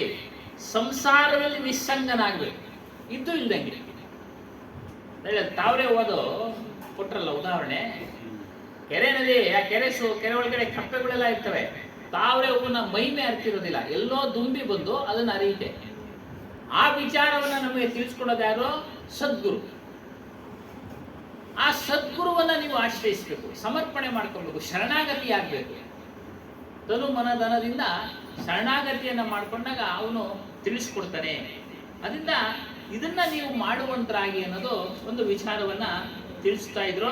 ಅದಕ್ಕೆ ಹೇಳ್ತಾರೆ, ನಿಜ ತತ್ವ ಸ್ಥಿತಿ ಚಾಹತೆ ಹೋ, ನಿನಗೆ ಆ ಸ್ಥಿತಿ ಬೇಕಂದ್ರೆ ತೋ ಶಬ್ದ ಹಿ ಲೇಹು ಪರಕ್, ಶಬ್ದಗಳನ್ನ ಪರೀಕ್ಷೆ ಮಾಡಿ. ಯಾವ್ಯಾವ ಶಬ್ದಗಳು ನಮ್ಮ ಬಂಧನಕ್ಕೆ ತೊಳ್ತವೆ, ಯಾವ್ಯಾವ ಶಬ್ದಗಳು ನಮ್ಮನ್ನ ಮುಕ್ತಿ ಮಾರ್ಗಕ್ಕೆ ತೆಗೆದುಕೊಂಡು ಹೋಗ್ತವೆ ಅನ್ನೋ ಒಂದು ವಿಚಾರವನ್ನ ನಾವು ವಿಚಾರ ಮಾಡಬೇಕು. ಶಬ್ದಗಳನ್ನು ಕೇಳೋದು ಬಿಡೋದು ಅಲ್ಲ, ಮನನ ಮಾಡಿಕೊಂಡು ಮನೆಯಲ್ಲಿ ಹೋದಾಗ ಸಮಯ ಸಿಕ್ತಾಗ ಅದನ್ನ ವಿಚಾರ ಮಾಡಬೇಕು. ಈ ರೀತಿ ಈ ಪ್ರಪಂಚದಲ್ಲಿ ಆಧ್ಯಾತ್ಮದ ಹೆಸರಿನಲ್ಲಿ ಅಪಾರ ಶಬ್ದಗಳು ಇದ್ದಾವೆ. ಶಬ್ದಗಳು ಪ್ರತಿಧ್ವನಿ ಮಾಡ್ತವೆ ಕಿವಿಗಳಲ್ಲಿ. ಅವುಗಳಲ್ಲಿ ನೀವೆಲ್ಲೇ ಸತ್ಸಂಗ ಕೇಳಿ, ಸತ್ಸಂಗ ಕೇಳಬಾರ್ದು ಅಂತೇನಿಲ್ಲ, ಸತ್ಸಂಗ ಕೇಳುವಂತರಾಗಿ, ಆದರೆ ಶಬ್ದಗಳನ್ನು ಪರೀಕ್ಷೆ ಮಾಡಿ ಅದನ್ನು ಅನುಷ್ಠಾನಕ್ಕೆ ತೆಗೆದುಕೊಳ್ಳಿ. ಈ ಭಾಗವತ ಪ್ರವಚನ ನಡೀತಾ ಇತ್ತು ಅಲ್ಲಲ್ಲಿ. ಯಾವುದು ಅಧಿಕ ಜ್ಯೇಷ್ಠ ಮಾಸ ಹುಣ್ಣಿಮೆ ಪ್ರಯುಕ್ತ ಪವಿತ್ರವಾದ ಹುಣ್ಣಿಮೆ ಅಂತೇಳಿ ನಿನ್ನೆ ದಿವಸ ಎಲ್ಲ ಮಾಡಿ ನೆನ್ನೆ ಮುಕ್ತಾಯ ಮಾಡಿದ್ರು 15 ದಿನದಿಂದ. ಒಂದು ಕಡೆ ಹೋಗಿದೆ, ಸುಮ್ಮನೆ ಹಂಗೆ ಹೇಳಿದ್ರು, ಅಲ್ಲೂ ಪ್ರವಚನ ಇದೆ ಅಂತ ಹೋಗಿದ್ದಾಗ ಹೇಳಿದ್ರು. ಒಂದು ಉದಾಹರಣೆ ಕೊಟ್ಟರು, ಗಜೇಂದ್ರ ಮೋಕ್ಷ ಕಲ್ಯ ಕತೆ, ಅದು ಉದಾಹರಣೆ ಕೊಟ್ಟರು. ಅತೆಗೆ ನಾವೇನು ಹೋಗೋದು ಬೇಡ, ಒಂದು ಆನೆ ವಿಚಾರನ ತಿಳಿಸಿದ್ರು. 2 ಪಾಯಿಂಟ್. ಆನೆಗೆ ದೊಡ್ಡ ಕಿವಿಗಳಿದ್ದಾವೆ, ಕಣ್ಣುಗಳು ಚಿಕ್ಕದಾಗಿದ್ದಾವೆ, ಮತ್ತೆ ಬಾಯಿ ಕೈ 2 ಒಂದೇ, ಸೊಂಡಿಲು ಕೈ ಬಾಯಿ ಒಂದೇ. ನೀವು ಶಬ್ದಗಳನ್ನ ಕೇಳಬೇಕಾದ್ರೆ, ಆಧ್ಯಾತ್ಮಿಕ ಶಬ್ದಗಳನ್ನ ಕೇಳಬೇಕಾದ್ರೆ ಕಿವಿಯನ್ನ ಅಗಲಿಸ್ಕೊಂಡು ಕೇಳಿ, ಅಂದ್ರೆ ಕಿವಿಗೊಟ್ಟು ಕೇಳಿ, ಕಿವಿಗೊಟ್ಟು ಕೇಳಿ. ಕಣ್ಣುಗಳಿಂದ ಬೇರೆ ಬೇರೆ ದೃಶ್ಯಗಳನ್ನ ನೋಡುವುದನ್ನ ಕಡಿಮೆ ಮಾಡ್ಕೊಳ್ಳಿ. ಮತ್ತೆ ಇನ್ಯಾವುದು ನೋಡ್ಬೇಕು, ಸಂತರನ್ನ, ಸಾಧುಗಳನ್ನ, ಮಹಾತ್ಮರನ್ನ, ಇವರನ್ನ ನೋಡುವಂತರಾಗಿ ಅವರ ಕೈ ಹಿಡೀರಿ, ಅವ್ರ ಕಾಲು ಹಿಡೀರಿ. ನೋಡಿ, ಈ ರೀತಿ ಹೇಳಿದ್ರು. ಒಂದು ಒಳ್ಳೆ ಪದ, ಸಂತ ಮಹಾತ್ಮರನ್ನ ಕಾಲು ಹಿಡೀರಿ. ಅವನೇ ನಿಮಗೆ ಪರಮಾತ್ಮನನ್ನು ತೋರಿಸೋನು, ಬೇರೆ ಯಾರು ತೋರಿಸಲಿಕ್ಕೆ ಸಾಧ್ಯ ಇಲ್ಲ. ಅಂದ್ರೆ ನಿಮ್ಮಲ್ಲಿನ ಸ್ವರೂಪವನ್ನ ಪರಿಚಯ ಮಾಡಿಸಕ್ಕೆ ಅವನೇ ನಿಮ್ಗೆ ಮುಖ್ಯಸ್ಥ, ಅವನ ಕೈ ಹಿಡಿ. ಮತ್ತೆ ಇನ್ನ ಕೈ, ಬಾಯಿ ಕೈ, ಅದೇ ಆಚರಣೆ ಕರೋ. ನೀವು ಏನನ್ನ ನುಡಿತೀರೋ ಅದರಂತೆ. ಅಂದ್ರೆ ನಿಜ ತತ್ವದ ವಿಚಾರವನ್ನ ತಿಳಿಸಿದಾಗ, ನಿಜ ತಿಳಿಸೋರು ಕೇಳೋರು, ಅದಕ್ಕೆ ಸೇರ್ಕೊಂಡಿರೋರು ಎಲ್ರಿಗೂ ಹೇಳ್ತಾರೆ, ಅದರಂತೆ ನೀವು ಕೆಲಸ ಕಾರ್ಯಗಳನ್ನ ಮಾಡಬೇಕು. ಅದಕ್ಕೆ ಸಂಬಂಧಪಟ್ಟಂತ ವಿಚಾರಗಳನ್ನ ಕೇಳಬೇಕು, ಅದಕ್ಕೆ ಸಂಬಂಧಪಟ್ಟಂತೆ ಆ ಕೆಲಸ ಕಾರ್ಯಗಳನ್ನ ಮಾಡಬೇಕು. ಏನು ಆ ಕೆಲಸ ಕಾರ್ಯಗಳು? ನಮಗೆ ಯಾರು ತಿಳಿಸ್ತಾರೋ ಆ ನಿಜ ತತ್ವವನ್ನ ಅವ್ರಿಗೆ ಆಗಲೇ ಹೇಳ್ದಂಗೆ ಶರಣಾಗತಿ ಆಗಬೇಕು, ಅವ್ರ ಸೇವೆ ಮಾಡಬೇಕು. ಅದು ಹೇಳೋರು ಅಷ್ಟೇ, ಕೇಳೋರು ಅಷ್ಟೇ, ಹೇಳೋರು ಅಷ್ಟೇ, ಕೇಳೋರು ಅಷ್ಟೇ. ಇದರಿಂದ ಅಲ್ಲೊಂದು ಹೇಳುದು ವಿಚಾರ. ಹೀಗೆ ಗಜೇಂದ್ರ ಮೋಕ್ಷ ಅದೊಂದು ಕತೆ ಇದೆ, ಬಿಡಿ, ಅದೇನು ಬೇಕಾಗಿಲ್ಲ ನಮ್ಗೆ. ಇದು ವಯಸ್ಸು ತಾರತಮ್ಯ ಏನು ಇಲ್ಲ ನೋಡಿ. ಚಿಕ್ಕವ್ರು ಅನ್ಕೊಂಡ್ರೆ ಏನು ಖಂಡಿತ ನಾನು ಅದು ಬಹಳ ವಿಚಾರ ಮಾಡ್ತಾ ಇದ್ದೀನಿ. ಹೇಳ್ಬಿಡಿ ನಿಮ್ ಪ್ರಶ್ನೆ. ನಾನು 85-90 ಆಗಿರ್ತಾರೆ, ಅವ್ರಿಗೆ ಯಾಕೆ ನಾನು ಶರಣಾಗೋಗೋದು ಅನ್ನೋದು. ಇವಾಗ ಯಾರೋ 30-40 ವರ್ಷಕ್ಕೆ ಚೆನ್ನಾಗಿ ಹೇಳ್ತಾ ಇರ್ತಾರೆ. ಹೌದೌದು. 60-70 ವರ್ಷ ನನಗೆ ಯಾಕೆ ಶರಣಾಗೋದು ಅನ್ನೋದು ನಮ್ಮ ಸಮಾಜದಲ್ಲಿ ಇದೆ. ಖಂಡಿತ ಇದೆ ಅಲ್ವಾ? ಅವ್ರು ಬೇಡ ಶರಣ ಆದ್ರೆ ಯಾಕೆ ಅವ್ರಿಗೆ ವಯಸ್ಸಿಗೆ ನೀನು ನಮಸ್ಕಾರ ಮಾಡಬೇಡ ಅನ್ನೋದು ಇದ್ದಾರೆ. ನಿಮ್ಮ ದೃಷ್ಟಿಯಲ್ಲಿ ಹೇಳ್ತೀನಿ. ಇವಾಗ ಕಲಬುರಗಿನಲ್ಲಿ ಒಂದು ಮಠ ಇದೆ, ಶರಣಾದಿ ಮಠ ಅಂತ. ಆ ಮಠಾಧೀಶರು ಕಾಯಿಲೆ ಬಿದ್ದು ಸತ್ತೋದ್ರು. 1 ಮದುವೆನೋ 2 ಮದುವೆನೋ ಅವ್ರಿಗೆ ಆಯ್ತು. ಬರೀ ಹೆಣ್ಮಕ್ಳೇ ಆದವು. 2ನೇ ಮದುವೆಗೋ 3ನೇ ಮದುವೆಗೋ ಒಂದು ಗಂಡು ಮಗು ಆಯ್ತು. ಇನ್ನು ಸಣ್ಣ ಹುಡುಗ, ಇವರು ಸಾಯೋ ಪರಿಸ್ಥಿತಿ, ಇವನಿಗೆ ಪಟ್ಟಾಭಿಷೇಕ ಮಾಡಿಬಿಟ್ರು. ಸಣ್ಣ ಹುಡುಗ, ಇನ್ನ 3-4 ವರ್ಷದ ಹುಡುಗ, ಒಂದು 10 ವರ್ಷದ ಹುಡುಗನೇ ಅನ್ಕೊಳ್ಳಿ. ಪಟ್ಟಾಭಿಷೇಕ ಮಾಡಿಬಿಟ್ರು. ಆ ಪೀಠಕ್ಕೆ ಅಧಿಕಾರಿಯನ್ನ ಮಾಡಿಬಿಟ್ರು. ಆ ಪೀಠಕ್ಕೆ ಅಧಿಕಾರಿಯನ್ನ ಮಾಡಿದಾಗ ಅವನಿಗಿನ ಎತ್ತರ ವಯಸ್ಸಿನಲ್ಲಿ ಜಾಸ್ತಿ ಆಗಿರೋರು ಸಹ ಮತ್ತು ತಿಳಿದಿರೋರು ಸಹ ಅವನಿಗೆ ಗೌರವ ಕೊಟ್ಟರು. ಅದು ಅವ್ರದೇ ಆದ ಪದ್ಧತಿ, ನಮಸ್ಕಾರ ಹಾಕೊಳ್ಳೋದು ಮತ್ತೊಂದು ಪೀಠಕ್ಕೆ ಗೌರವ ಕೊಟ್ಟರು. ಅದೊಂದು ಕಡೆ ಒಂದು ಭಾಗ. ಇಲ್ಲಿ ಇದು ತಿಳ್ಕೊಳಕ್ಕೆ ನಿಮ್ಗೆ ಹೇಳಿದೆ. ಮತ್ತು ಯಾವ ವ್ಯಕ್ತಿ ವೈರಾಗ್ಯವಂತನಾಗಿರ್ತಾನೋ ಮತ್ತು ಆತ್ಮವಿಚಾರವನ್ನ ತಿಳಿಸ್ತಾ ಆ ಒಂದು ಪದವಿಗೆ ಅರ್ಹನಾಗಿ ಗುರುಗಳಿಂದ ನೇಮಿಸಲ್ಪಟ್ಟಿರ್ತಾನೋ, ಆಚಾರ್ಯರಿಂದ ನೇಮಿಸಲ್ಪಟ್ಟಿರ್ತಾನೋ ಅಂಥವನಿಗೆ ನೀವು ಗೌರವ ಕೊಡ್ಬೋದು, ದೊಡ್ಡವರಾದನು. ಅದಕ್ಕೆ ಕಬೀರ್ ಸಾಹೇಬ್ರು ಏನ್ ಮಾಡಿದ್ರೆ, ಇಂಥ ಸಂದರ್ಭಗಳು ಬರ್ತವೆ ಅಂತಾನೆ ಹೇಳಿದೆ. ಅವ್ರೇನ್ ಮಾಡಿದ್ರೆ ಸಾಹೇ ಬಂದಗಿ ಅಂತ ತಿಳಿಸಿದ್ರು. ಏನು, ನಿಮ್ಮ ಹಸ್ತಗಳ ಮೂಲಕ ನಮಸ್ಕಾರ ಮಾಡುವಂತರಾಗಿ, ಕಾಲಿಗೆ ಹೋಗಿ ಬೀಳ್ಬೇಕು ಅನ್ನೋದೇನಿಲ್ಲ. ಅರ್ಥ ಆಯ್ತಾ? ಕಾಲಿಗೆ ಹೋಗಿ ಬೀಳ್ಬೇಕು ಅನ್ನೋದೇನಿಲ್ಲ. ಯಾಕಂದ್ರೆ ಅಭಿಮಾನ ಇರುತ್ತೆ, ನೀವು ಹೇಳಿದಂಗೆ ಅವ್ನು ಚಿಕ್ಕವನು, ನಾವ್ ಹೆಂಗ್ ಕಾಲಿಗೆ ಬೀಳೋದು ಅನ್ನೋದು. ಆದ್ರೆ ಆ ಅಭಿಮಾನ ಬಿಟ್ರೇನೆ ನಮ್ಗೆ ಒಂದು ಸ್ಟೆಪ್ ನಾವು ಕೆಳಗಿಳಿತೀವಿ. ಅಭಿಮಾನವೇ ನಮಗೆ ಮೋಕ್ಷಕ್ಕೆ ಅಡಚಣೆ ಆಗುತ್ತೆ, ಮೋಕ್ಷಕ್ಕೆ ಅಡಚಣೆ ಆಗುತ್ತೆ. ಹಾಗಾಗಿ ಕಬೀರ್ ಪರಂಪರೆಯಲ್ಲಿ ಸಾಮಾನ್ಯವಾಗಿ ಯಾರು ಕಾಲಿಗೆ ಮುಟ್ಟಿಸ್ಕೊಳ್ಳಲ್ಲ. ಬಂದಿಗೆ ಮಾಡ್ಕೊಳ್ಳಿ ಅಂತ ಎಲ್ಲ ಹೇಳ್ತಾರೆ. ಬಂದಿಗೆ ಮಾಡ್ಕೊಳ್ಳಿ ಸಾಕು ಅಂತ. ಅವು ಮುಟ್ಲೇಬೇಕು ಅಂತಂದ್ರೆ ಅನಿವಾರ್ಯ, ಏನು ಮಾಡ್ಲಿಕ್ಕಾಗಲ್ಲ, ಸುಮ್ಮನೆ ಇದ್ ಬಿಡ್ತಾರೆ. 100-200 ಜನ ಇದ್ರು ಕೊನೆಗೆ ಸಾಯದ ಬಂದಿಗೆ ಮಾಡ್ಕೊಂಡ್ಬಿಟ್ರೆ ಸಲ್ಲಿಸ್ದಂಗೆ, ಗೌರವ ಸಲ್ಲಿಸ್ದಂಗೆ. ಕಾಲು ಬಿದ್ದಂಗೆ ಅಂತ. ಹೌದೌದು, ಅಷ್ಟೇ. ಆದ್ರೂ ಅವ್ರಿಗೆ ಕೆಲವು ಇಚ್ಛೆ ಕಾಲು ಮುಟ್ಬೇಕಪ್ಪ, ಮಹಾತ್ಮರ ಆಶೀರ್ವಾದ ನಮ್ಗಿರ್ಲಿ ಅನ್ನೋ ಒಂದು ವಿಚಾರ, ಅದು ಮಾಡ್ತಾರೆ. ಉದಾಹರಣೆ ಎಲ್ಲ ನಡೀತಾ ಇರ್ತಾರೆ ನೋಡಿ. ನಮಗಿನ್ನ ಸಣ್ಣ ವಯಸ್ಸು ಗುರುಗಳು ಬಂದರೂ ಕೂಡ ಆ ಕಬೀರ್ ಪರಂಪರೆಯಲ್ಲಿ ಕೆಲವರು ದೊಡ್ಡವರು ಅವ್ರ ಪಾದ ಮುಟ್ಟಿ ನಮಸ್ಕಾರ ಮಾಡಿರೋದು ಉಂಟು, ನಾವು ನೋಡಿದ್ದೀವಿ. ಅವರು ನೋಡೋರೆ, ನಾವು ನೋಡಿದ್ದೀವಿ, ನೋಡ್ತಾ ಇದ್ದೀವಿ ಅನ್ನ ಹೇಳ್ಕೊಳ್ಳೋದು ಏನಿಲ್ಲ. ಅಭಿಮಾನವನ್ನು ಬಿಡ್ಬೇಕು. ಅದಕ್ಕೆ ಹೇಳ್ತಾರೆ, ಕಳೆದ ಯಾವಾಗ ಹೇಳಿದ್ವಿ, ಕೇವಲ ಅರಿಷಡ್ ವರ್ಗಗಳನ್ನ ಬಿಡೋದೇ ಅಲ್ಲ. ಏನೋ ಕಾಮ, ಕ್ರೋಧ, ಲೋಭ, ಮೋಹ, ಮದ, ಮತ್ಸರ, ರಾಗ, ದ್ವೇಷಾದಿಗಳನ್ನು ಬಿಡೋದೇ ಅಲ್ಲ. ನಿನ್ನಲ್ಲಿರ್ತಕ್ಕಂಥ ಅಭಿಮಾನ, ನಾನು ಇಂಥವನು, ನಾನು ಇಂಥ ದೊಡ್ಡ ವ್ಯಕ್ತಿಯೇ, ಅದನ್ನು ಬಿಡಬೇಕು ಅಂತೇಳಿ. ಅದನ್ನು ಬಿಟ್ಟು ಸಹ ನೀನು ಗುರುಗಳನ್ನ ನೋಡಪ್ಪ. ಒಂದು ಇದೆ, ನೀನು ಸಂತರ ದರ್ಶನಕ್ಕೆ ಹೋಗ್ಬೇಕಾದ್ರೆ ಆ ಕಾಂಪ್ಲೆಕ್ಸ್ನಾಗ ಐತಾ ಅದು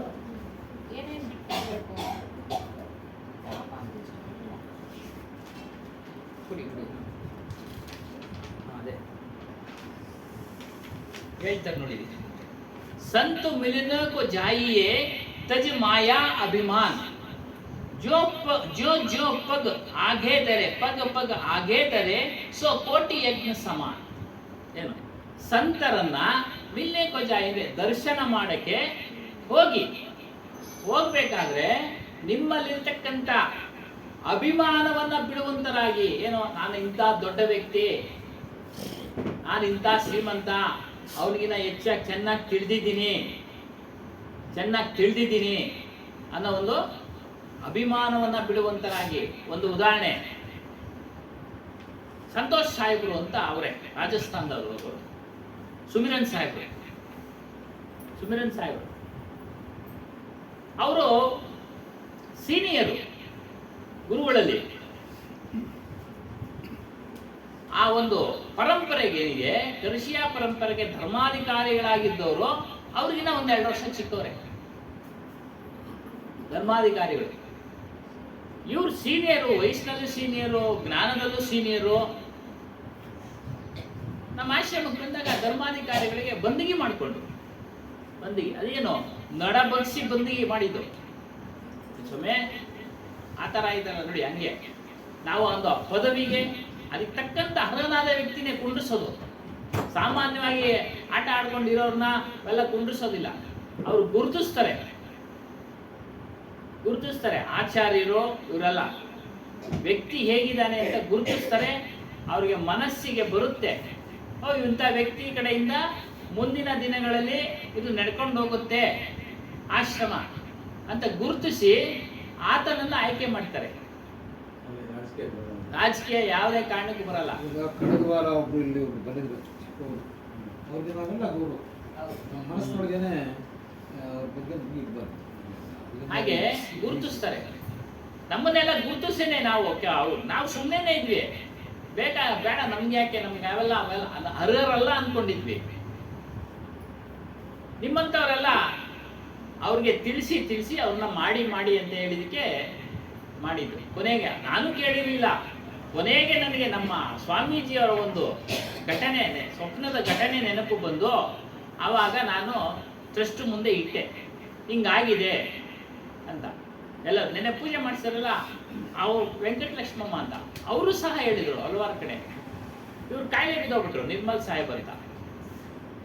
ಇದೇನು ಹೋಗ್ಬಿಡ್ತಾರೆ ಅಂತ, ಇನ್ನೊಂದು 2 ವರ್ಷ ಇರ್ಬೋದು, ಏನು ಪ್ಯಾರಾಲಿಸಿಸ್ ಹೊಡೆದ್ಮೇಲೆ ಇದೇನು ಆಗೋದಿಲ್ಲ ಅಂತೇಳಿ ಅವಲೇನೆ ಹೇಳಕ್ ಶುರು ಮಾಡಿದ್ರು. ಅವ್ರು ಮಾಡಿ ಅವರು ಅರ್ಹರಾಗಿದ್ದಾರೆ ಅಂತ.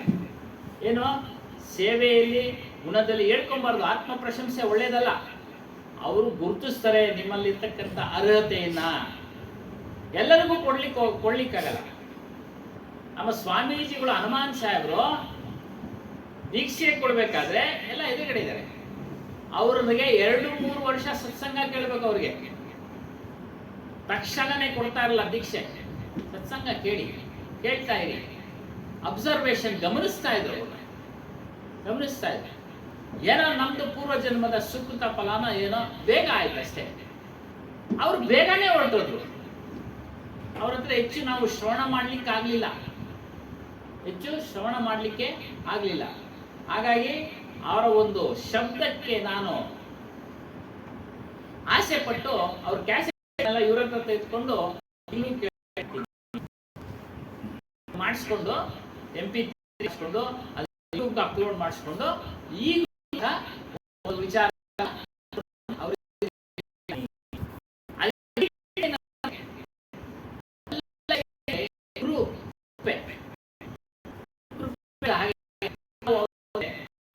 ಸಮರ್ಪಣೆ ಮಾಡಬೇಕು. ಸಮರ್ಪಣೆ ಮಾಡ್ಕೊಂಡಾಗ ನಮ್ಮಲ್ಲಿ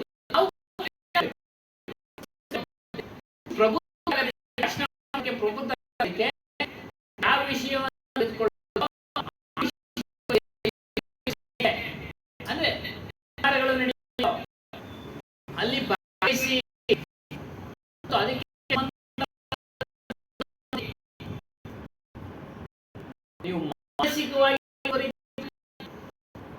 ಮತ್ತು ಹೇಳುವ ಮುಂದುವರೆಲ್ಲ ವಿದ್ಯೆ ಅವರು ಅದಕ್ಕೆ ಆಚರಣೆ ಮಾಡಿ ನಿರ್ಣಯ ವಚನಗಳನ್ನು ಕೇಳಿದ ಬಳಿಕ ಹೇಳಿ ಆಚರಣೆ ಆಗಲೇ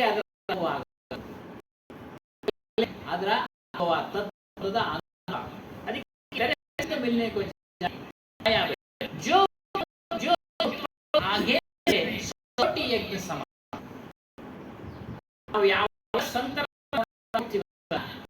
ಒಂದು ಹೆಜ್ಜೆ ಒಂದೊಂದು ಮುಂದೆ ಇಟ್ಟು ಒಂದೊಂದಿಗೂ ಯಜ್ಞ ಸಮಾನವಾದ ನಮಗೆ ಸಿಕ್ಕಿದೆ. ಅಪ್ಪ ಯಜ್ಞ ಮಾಡ್ತಾರೆ, ಫಲ ಬೇಕು, ಈ ಫಲ ಅಂತೇಳಿ ಅದು ಸಮಕರ್ಮಗಳು ಮಾಡಿದಾಗ ಅದು ಫಲ ಕೊಡ್ತವೆ. ಇದು ಅಂದ್ರೆ ಜ್ಞಾನ ನಿವಾರಣೆ ಮಾಡ ತೊಂದರೆಗಳನ್ನು ನಿವಾರಣೆ ತಾನೆ ನಿಮ್ಮ ಆಧ್ಯಾತ್ಮಿಕ ಮಾರ್ಗದಲ್ಲಿ ಅವೆಲ್ಲ ನಿವಾರಣೆ ಆಗ್ತವೆ. ನೀವು ಸತತವಾಗಿ ಸಂಖ್ಯೆ ಬರುವಂತರೇ ಆಗ್ತೀವಿ. ನಮ್ಮ ಪ್ರಯತ್ನ ಬೇಕು. ಗುರುಸ್ಥಾನ ಆಸೆ ಪಟ್ಟರು ಆಕಾಂಕ್ಷೆ ಪಟ್ಟರು ಅವರ ಗುರು ಇದು ಜನ್ಮದ ಸಂಸ್ಕಾರ ಫಲ. ಸಂಸ್ಕಾರ ಅಂದ್ರೆ ಕೆಲಸ ಕಾರ್ಯಗಳು. ನಾವು ಒಳ್ಳೆ ಸಂಸ್ಕಾರಗಳನ್ನು ಮಾಡ್ತೀವಿ, ನಿಷ್ಕಾಮ ಫಲಾಪೇಕ್ಷೆ ಇಲ್ಲದೆ. ಅದೇನ್ ಮಾಡುತ್ತೆ, ದೈವದಂತೆ ಅನುಗ್ರಹ ಕರ್ಕೊಂಡು ದೈವದಂತೆ ದೈವಾನುಗ್ರಹ ಬೇರೆ ಯಾವುದೋ ದೇವಿ ದೇವತಾದಿಗಳ ಅನುಗ್ರಹ. ಶಂಕರಾಚಾರ್ಯ ಹೇಳಿದರೆ ನೀವು ಮಾಡಿದಂತ ಪುಣ್ಯ ಫಲ ಕರ್ಮಗಳೇ ಅನುಗ್ರಹ. ಅದರ ಮೂಲಕ ಹೇಳ್ತಾರೆ 100 ಕೋಟಿ ಮೊದಲೇ ಅದು ಮಾನವ ಜನ್ಮನೇ ಕೆಲಸ ಮಾಡೋದಕ್ಕೆ ಆಗೋದು. ಜನ್ಮದಲ್ಲಿ ಸಾಧ್ಯ ಇಲ್ಲ. ಕಾಮದಿಂದ ಭಜಿಸಿದ ಪುಣ್ಯ ಎಂಬ ವಿವೇಕವು ಅಂದ್ರೆ ನಿಜವಾದ ವಿವೇಕ ತಿಳಿಯುವ ಒಂದು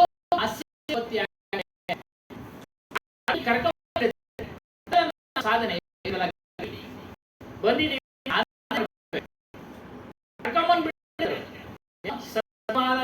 ಎಲ್ಲಿ ನಿಷ್ಕಾಮವಾದ ಪೂಜೆ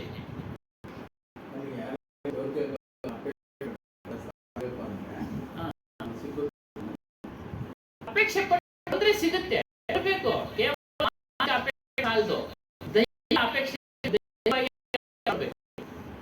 ಇದು ಅಪೇಕ್ಷೆ ಸಿಗೋದಿಲ್ಲ. ಹುಡುಕೊಂಡು ಗುರುಗಳನ್ನ ಹುಡುಕೊಂಡೋಗವರು, ಗುರುಗಳನ್ನ ಹುಡುಕೊಂಡೋಗಿ ಕೇಳಿದೀವಿ. ಮನೆ ಬಿಟ್ಟು ಸನ್ಯಾಸಿ ದೀಕ್ಷೆ ತೆಗೆದು ಗುರುಗಳನ್ನ ಹುಡುಕೊಂಡು ದೇಶ ಸುತ್ತದು ಸಿಕ್ಕಿದ್ರು ಅವ್ರಿಗೆ. ಪ್ರಯತ್ನ ಇದ್ದಿದ್ದಕ್ಕೆ ಇಲ್ಲ ಅಂದ್ರೆ ಸುಮ್ಮನೆ ಮನೆ ಕೊಟ್ಟಿದ್ದು ಹೇಳ್ಕೊಂಡೋಗುತ್ತೆ. ಅಪ್ಪ ಕರ್ಮ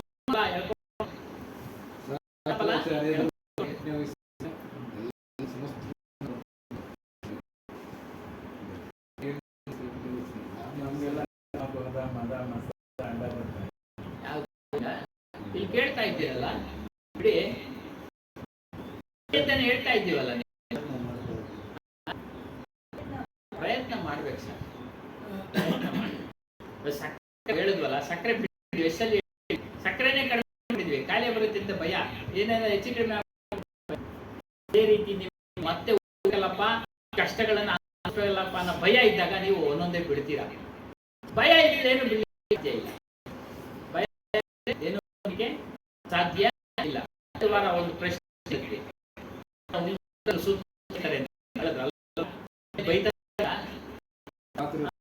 ಮನೆಯಲ್ಲಿ ಬೈತಾರೆ ಅಂತಾರ, ಏನಂತಾರೆ ಸ್ವಾಮಿ ಹೇಳಿ. ಅವಾಗ ನಾವೇನ್ ಮಾಡ್ಬೇಕು, ನಮ್ಮನ್ನು ಬೈದ್ರು ಇದು ನಮ್ಮ ಪ್ರಾರಬ್ಧ ಅಂತೇಳಿ ಸಹಿಸ್ಕೊಳ್ಬೇಕು. ಇದು ನಮ್ಮ ಪ್ರಾರಬ್ಧ. ಹೌದು ಬೈತಾರೆ, ಹುಷಾರಿಲ್ವೇನೋ, ಅಷ್ಟೊಂದು ದಡ್ಡ ಏನೋ ನೀನು, ಮೂರ್ಖ, ಪೆದ್ದ ಎಲ್ಲ ಬೈತಾರೆ. ನಾವು ಎಚ್ಚರಿಕೆಯಾಗಿರ್ಲಿ ಅಂತೇಳಿ ಬೈಯೋದು ನಮ್ಮನ್ನ ಹಿರಿಯರು. ಮನೆಯಲ್ಲಿರೋ ವಸ್ತುಗಳೇ ಕಳ್ತನ ಆಗ್ಬಿಡುತ್ತೆ, ಮನೆ ಬೀಗೋರು ಅವಾಗ ಏನ್ ಹೇಳ್ತಾರೆ ಎಲ್ಲ ಮನೆಯವರೆಲ್ಲ, ಅಯ್ಯೋ ನಮ್ಮ ಕರ್ಮನಪ್ಪ ಇದು ಅನ್ಭವಿಸಿ. ಆಗೇನ್ ಮಾಡ್ಬೇಕು, ಈತೂ ಅಷ್ಟ, ಇದು ನನ್ನ ಕರ್ಮ.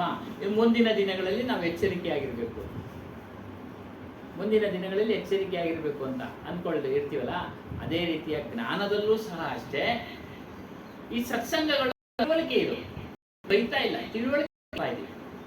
ಮನೆಯಲ್ಲಿ ಬೈತಾರೆ ಏನಾದ್ರು ಕಳ್ಕೊಂಬಂದ್ರೆ, ತಿಳುವಳಿಕೆ ಇದೀವಿ. ಸತ್ಸಂಗದಲ್ಲಿ ತಿಳಿಸಿದ್ದನ್ನ ಆಚರಣೆ ಮಾಡ್ಕೊಡಿ, ಆಚರಣೆ ಮಾಡ್ಕೊಡಿ. ಏನೋ ಭಯ ಇದೀವಿ, ಯಾವ ರೀತಿ ಭಯ?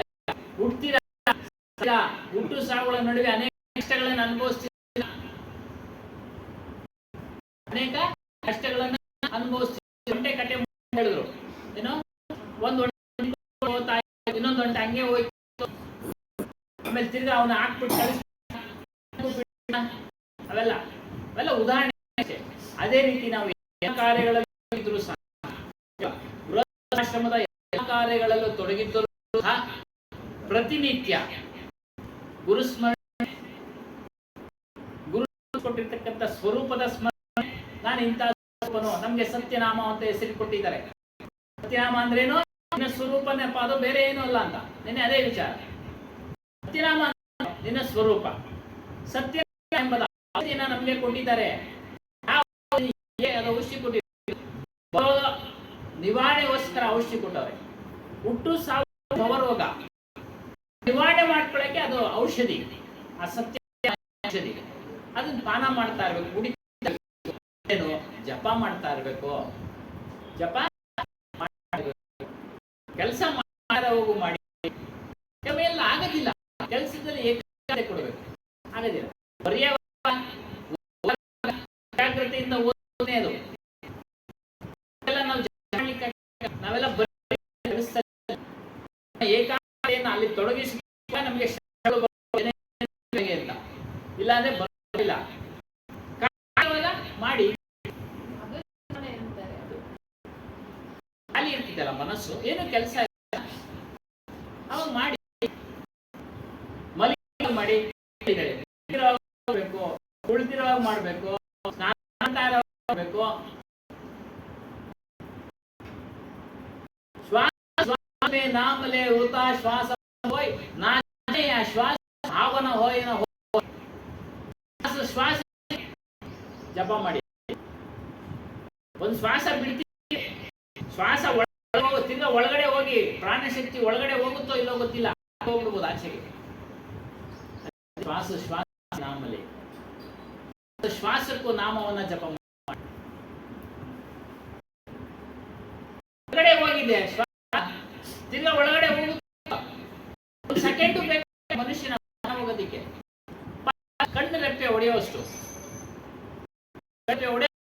ಮನುಷ್ಯ ಪ್ರಾಣ ಶಕ್ತಿ ಹೋಗ್ಬಿಟ್ರೆ ಆಗೋಯ್ತು. ಅದಕ್ಕೆ ಶ್ವಾಸಮೇ ನಾಮಲ್ಲಿ ಶ್ವಾಸ ಹೋಯ್. ಆಸನ ಮೃದುವಾಗಿ ಬಿಡಬೇಡ. ಅವಾಗ ಏನ್ ಸಮಯ ಏನೋ ಗೊತ್ತಿಲ್ಲ, ಅಲ್ಲೇ ಯಾವ್ದೋ ಒಂದು ಸಂಸ್ಥೆ ಹೋಗ್ಬೇಕು, ಚೆನ್ನಾಗೇ ಇದ್ದಂತೆ ವಯಸ್ಸು ಹುಡುಗ. ಏನು ಎಷ್ಟಪ್ಪ ವಯಸ್ಸು? 22 ವರ್ಷ. Heart attack. ಅವ್ನು ಏನೇನು ಕನ್ಸ್ಕೊಂಡಿದ್ರು, ಜ್ಯೋತಿಷಿಗಳು ಏನೇನು ಹೇಳಿದ್ರು, ಹಂಗಾಗ್ಬಿಡ್ತೀಯ ಹಿಂಗಾಗ್ಬಿಡ್ತೀಯ, ಅದಕ್ಕೂ ಹೇಳಿದ್ದಾರೆ. ಈ ಭೌತಿಕ ಶರೀರ ಆಯುಷ್ ಇಷ್ಟು ಅಂತೇಳಿ ಕವಿತೆಗಳು ಅಂದ್ರೆ ಶಾಸ್ತ್ರ ಅರ್ಥ. ಶಾಸ್ತ್ರ ಹೇಳಿದ್ರೆ ನಮ್ಮಪ್ಪ ನೀನು ಈ ಪಂಚಭೂತದಿಂದ ಕೂಡಿರ್ತಕ್ಕಂಥ ಈ ಶರೀರ ಬಾಲ್ಯದಲ್ಲೋ ಯೌವನದಲ್ಲೋ ಕೌಮಾರ್ಯದಲ್ಲೋ ಯೌವನದಲ್ಲೋ ವೃದ್ಧಾಪ್ಯ ಯಾವಾಗ ಬೇಕಾದ್ರೂ ಪುಸ್ ಅಂದ್ಬಿಡ್ಬೋದು. ಇದಕ್ಕೆ ಇಲ್ಲ, ಸುಮ್ಮನೆ ಹೇಳ್ತಾರೆ ಅಷ್ಟೇ. ಹೇಳಿ ನಿನ್ನೆ ಕರೆ ಹುಡುಗ ಅದೇ ಕ್ರಿಕೆಟ್ 9 ಹಿಂದೆ ಆರ್ಸಿ ಅವರು ಗೆಲ್ತಾರೆ ಅಂದ್ಬಿಟ್ಟು ಅವ್ರು ಆಡ್ತಾರೆ ಹಂಗೆ. ಜಯದೇವ್. ಹಾಗಾಗಿ ನಾವು ಯಾವ್ದನ್ನ ತಗೊಂಡ ನೋಡಿ, ಅಲ್ಲಿ ಅವನು ಪಂಚ ವಿಷಯಗಳಲ್ಲಿ ಒಂದನ್ನ ಅವನ ಆಸಕ್ತಿ ಎಲ್ಲಿತ್ತು? ಕ್ರಿಕೆಟ್ ನಲ್ಲಿತ್ತು. ಆ ಶಬ್ದ ಕೇಳ್ತಾನೆ ಇನ್ ಸೋತೋಗ್ತೀವಿ ಅಂದ್ಬಿಟ್ಟ. Heart attack. ಭಯ ಆಕ್ಸಿಡೆಂಟ್ ನಲ್ಲಿ ಆಗಿರ್ತಕ್ಕಂಥ ಗಾಯಗಳಿಂದ ಬೈಕೆ ಡಾಕ್ಟರ್ ಅದೇ ಇವನು ಸಾಯೋದಕ್ಕೆ ಕಾರಣ ಅಂತ ಅಂದ್ರೆ ಏನು ಅಂದ್ರೆ ಸ್ಪಾಟ್ ಔಟ್ಗೆ ಕಾಯಿ ಮುರಿದೋಯ್ತು ಆಯ್ತು ಅದೆಲ್ಲ ಬರ್ದಿರ್ತಾರೆ. ಅವನ ಭಯಕ್ಕೆ ಅರ್ಧ ಪ್ರಾಣ ಹೋಗ್ಬಿಟ್ಟಿರುತ್ತೆ. ಅದನ್ನೇ ಅವ್ರು ಬರೆಯೋದು. ಕಾಸ್ ಆಫ್ ಡೆತ್ ಅಂದ್ರೆ ಏನು ಅಂದ್ರೆ ಇವರು ಶಾಕ್ನಿಂದ ಸತ್ತಿದ್ದಾನೆ. ಹಾಗಾಗಿ ಭಯ.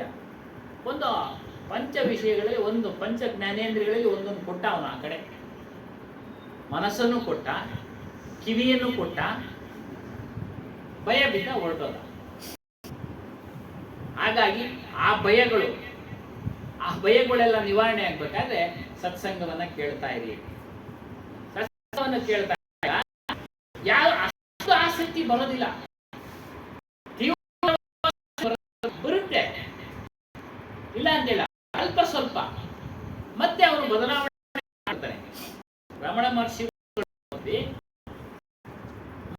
ನಿಲ್ಸಕ್ಕಾಗಲ್ಲ ಅಂದ್ರೆ ನೀನು ಮನಸ್ಸನ್ನ ಹೊರಗಡೆ ಹೋಗಿರೋ ಮನಸ್ಸನ್ನ ಗಮನಿಸ್ಕೊಂಡು ಒಳಗಡೆ ಕೇಳ್ಕೋ. ಹೊರಗಡೆ ಸುತ್ತಾಡಲ್ಲ ಮನಸ್ಸು, ಮನುಷ್ಯ ನನ್ನ ಮನಸ್ಸು ಹೊರಗಡೆ ಸುತ್ತಾಡ್ತಾ ಗಮನಿಸಿದ ಕೂಡಲೇ ಒಳಗಡೆ ಹೇಳ್ಕೋ. ಬಿಡಬೇಡ ಅದನ್ನ. ಈ ಸತತ ಅಭ್ಯಾಸ ಮಾಡ್ತಾ ಇದ್ರೆ ಮನಸ್ಸು ನಿನ್ನ ಮಾತನ್ನ ಕೇಳುತ್ತೆ. ಮನಸ್ಸು ನಿನ್ನ ಮಾತನ್ನ ಕೇಳುತ್ತೆ. ಇವಾಗ ಚೆನ್ನಾಗಿ ಬೈದ್ ಬಿಡ್ತಾರೆ ಇಲ್ಲಿ, ಅವ್ರ ಮೇಲೆ ಬೇಸರ ಆಗುತ್ತೆ. ಅವಾಗ ಮನಸ್ಸು ಕೊಡ್ತೀವ, ಬಿಡಪ್ಪ ನಮಗೆ ಬೈದ್ ಬಿಟ್ಟವನಲ್ಲ, ಅವನಿಗೂ ನಮಗೂ ಸಂಬಂಧ ಇಲ್ಲ ಅಂತ ಅವನಿಂದ ದೂರ ಇರ್ತೀವಲ್ವಾ? ಹೌದಾ? ಇರ್ತೀವ ಸುಮ್ಮನೆ. ನೋಡಿ ಹಾಗೆ ನಾವು ಮನಸ್ಸ ಕಡೆ ಸುತ್ತಾಡಿದಾಗ ಅದನ್ನ ಎಳ್ಕೊಂಡು ಅಂತರಂಗಗಳಲ್ಲಿ ಸೇರಿಸ್ಕೊಳ್ಬೇಕು.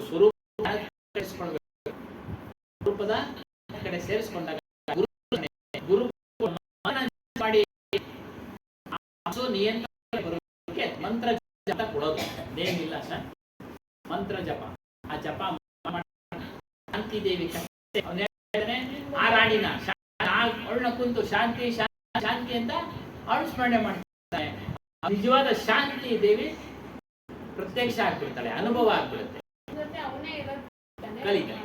ಆಗ ಆ ರೀತಿಯಾಗಿ ಅಭಿಮಾನ ಬೇಕು, ನಮಗೆ ಅಭಿಮಾನ ಬೇಕು. ಕೆಲಸ ಮಾಡಕ್ ಹೋಗ್ತೀವಿ ನಾವು, ಕೆಲಸ ಚಿಕ್ಕವನಾದ್ರೂ ನಮಸ್ಕಾರ ಸ್ವಾಮಿ ಅಂತ ಹೇಳ್ತೀವಿ. ಅಲ್ಲ ಸ್ವಾಮಿ ಹೇಳ್ತೀವ ಇಲ್ಲ ಸ್ವಾಮಿ? ಯಾಕಂದ್ರೆ ನಮಗೆ ಕೆಲಸ ಬೇಕು, ಊಟೋಪಚಾರ ನಡಿಬೇಕು, ಪೋಷಣೆ ಆಗಬೇಕು. ಅವಾಗ ನಮ್ಮಲ್ಲಿ ಅಭಿಮಾನ ಇರೋದು. ಎಂತ ದೊಡ್ಡ ವ್ಯಕ್ತಿ ವಯಸ್ಸಿನಲ್ಲಿ ಯಜಮಾನ ಕಿರಿಯ ವ್ಯಕ್ತಿ ಆದ್ರೆ ಅವನಿಗೆ ನಾವು ಗೌರವ ಕೊಡ್ತೀವಿ. ಮನಸ್ಸು ನೀವು ಹೇಳ್ತೀರಾ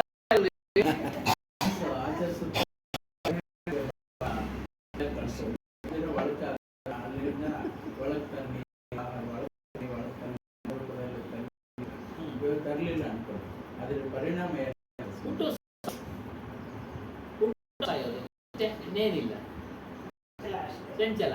ಕೊನೆಗೆ ಏನಾಗುತ್ತೆ ಗೊತ್ತಾ? ನಿನ್ನೆ ಅದೇ ವಿಚಾರ ಹೇಳಿದ್ವಿ. ಮನುಷ್ಯ ಹಾಕೋರೆ ಅರ್ಧ ಕೇಳಿದ್ರೆ ಐಸಿಯುನಲ್ಲಿ ಇದ್ದಂತೆ. ಡಾಕ್ಟರ್ಗೆ ಸಾಮಾನ್ಯ ಎಲ್ಲ ಗೊತ್ತಿರುತ್ತೆ, ಹೊರಟೋಗ್ತಾನೆ. 50% ಗೊತ್ತಿರುತ್ತೆ.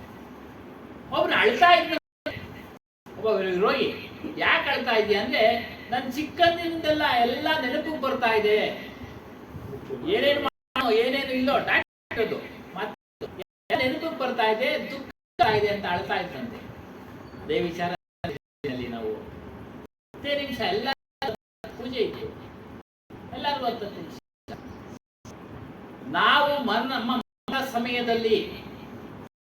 ನಮ್ಮ ಸಮಯದಲ್ಲಿ ನಾವು ಏನೇ ಕೆಲಸ ಕಾರ್ಯಗಳು ಮಾಡಿದ್ವೋ ಅದೆಲ್ಲವೂ ಕಣ್ಣು ಮುಂದೆ ಹಾದು ಹೋಗ್ತವೆ.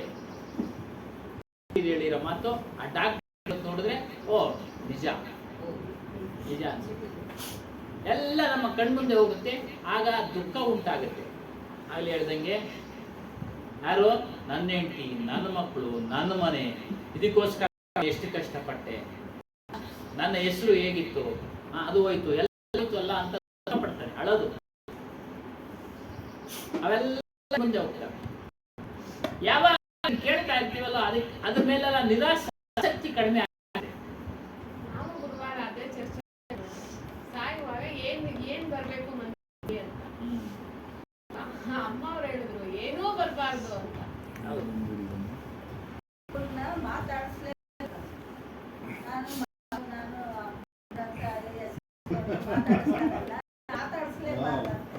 ತಿರ್ಗಾ ಗಮನ ಸತ್ತೋದಂತ ಏನು ಗೊತ್ತಿಲ್ಲ. ನಾಳೆ 6 ಗಂಟೆ ಸತ್ತೋದಂಗಿದ್ರೆ ಸಾಯ್ತವರೆ ಅಂತ ಹೇಳ್ತಾರೆ. ಯಾವ ಸೆಕೆಂಡ್ ಏನು ಗೊತ್ತಿಲ್ಲ. ಹಲವಾರು ಬಾರಿ ಮಾತಾಡ್ಕೊಂಡು ನಮ್ಮ ತಾಯಿಯವರು ಹೋಗ್ಬಿಟ್ರು, ಶುಗರ್ ಹೋಮಾಗ ಹೊರಟು. ಯಾರು ಮಾತಾಡ್ಸಿದ್ರಂತೆ ಹೋಗಿ, ನಾನು ಬಂದಿದ್ದೀನಮ್ಮ ಕೋಂಗಮ್ಮ, ಅಮ್ಮ ನನ್ನ ತೊಂದರೆ ಕೊಡಬೇಡ್ರಿ, ನಾನೀಗ ಧ್ಯಾನ ಮಾಡ್ತಾ ಇದ್ದೀನಿ ನೋಡಿ. ಅಷ್ಟು ಕಳಿಸ್ಕೊಂಡಿದ್ರು. ಮಾತಾಡೋದು ಅನ್ನೋದಕ್ಕೆ ಈ ಪದ. ಇಲ್ಲ ತಂದೆಯವರೇ ಭಜನೆ ಮಾಡ್ಕೊಂಡು ಹೋಗಿ ಮಾತಾಡಿಸ್ಲಿಲ್ಲ. ಅದೇ ಅದೇ ನಾಮ ಎನಿಸ್ತಿದ್ರು. 9 ಇದ್ರು. ಹಂಗೆ ಅವರು ಜಪದಲ್ಲಿ ತೊಡಗಿರ್ತಾರೆ. ಅದನ್ನ ಚೆನ್ನಾಗಿ ಅಭ್ಯಾಸ ಮಾಡಿದ್ರೆ ಆ ಸಮಯದಲ್ಲಿ ಇವೆಲ್ಲ ಇಲ್ಲ ಸರ್. ಇದೆಲ್ಲ ಬಿಡು ಅಂತ ಹೇಳಿರ್ತಾರಲ್ಲ ಗುರುಗಳು, ಬಿಟ್ಟಿರ್ತಾರೆ. ಅವರು ಯಾವ್ದು ಮಾಡಬೇಕು ಅಂತ ಹೇಳಿರ್ತಾರೆ? ಜಪ ಮಾಡು ಅಂತ ಹೇಳ್ತಾರೆ, ನಾಮ ಜಪ ಮಾಡು ಅಂತ ಹೇಳ್ತಾರೆ. ಏನನ್ನು ಚಿಂತನೆ ಮಾಡಬೇಡ, ಸ್ವರೂಪವನ್ನ ಚಿಂತನೆ ಮಾಡ್ತಾ ಮಾನಸಿಕವಾಗಿ ನಾಮ ಜಪ ಮಾಡು. ಅದನ್ನ ಮಾಡ್ತಾ ಇರ್ತಾರೆ, ಅದನ್ನ ಮಾಡ್ತಾ ಇರ್ತಾರೆ. ಇನ್ನೇನು ಸ್ವಾಮಿ ಮುಂದೆ ಹೋದವರು ಹೇಳಿದ್ರು ಅವ್ರ ಚುಟುಕ್ದಂಗೆ ಅವ್ರ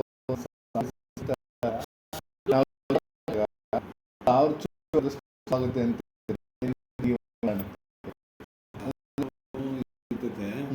ಸತ್ತೋಗ ನಮಗೆ 1000 ಜಡಿ ಹೊಡಿತು ಅಂತ ಎಲ್ಲೂ ಗೊತ್ತಿಲ್ಲ ಪ್ರಪಂಚದ ಆ ಪದ ಹಾಕೋನಷ್ಟೇ. ಸತ್ತೋಗ ಬಂದು ಸಾಯೋ ಟೈಮ್ ಸರಿಯಾಗಿ 1000 ಜಡಿ ಹೊಡಿತು ಅಂತ ಎಲ್ಲೂ ಹೇಳಿಲ್ಲ.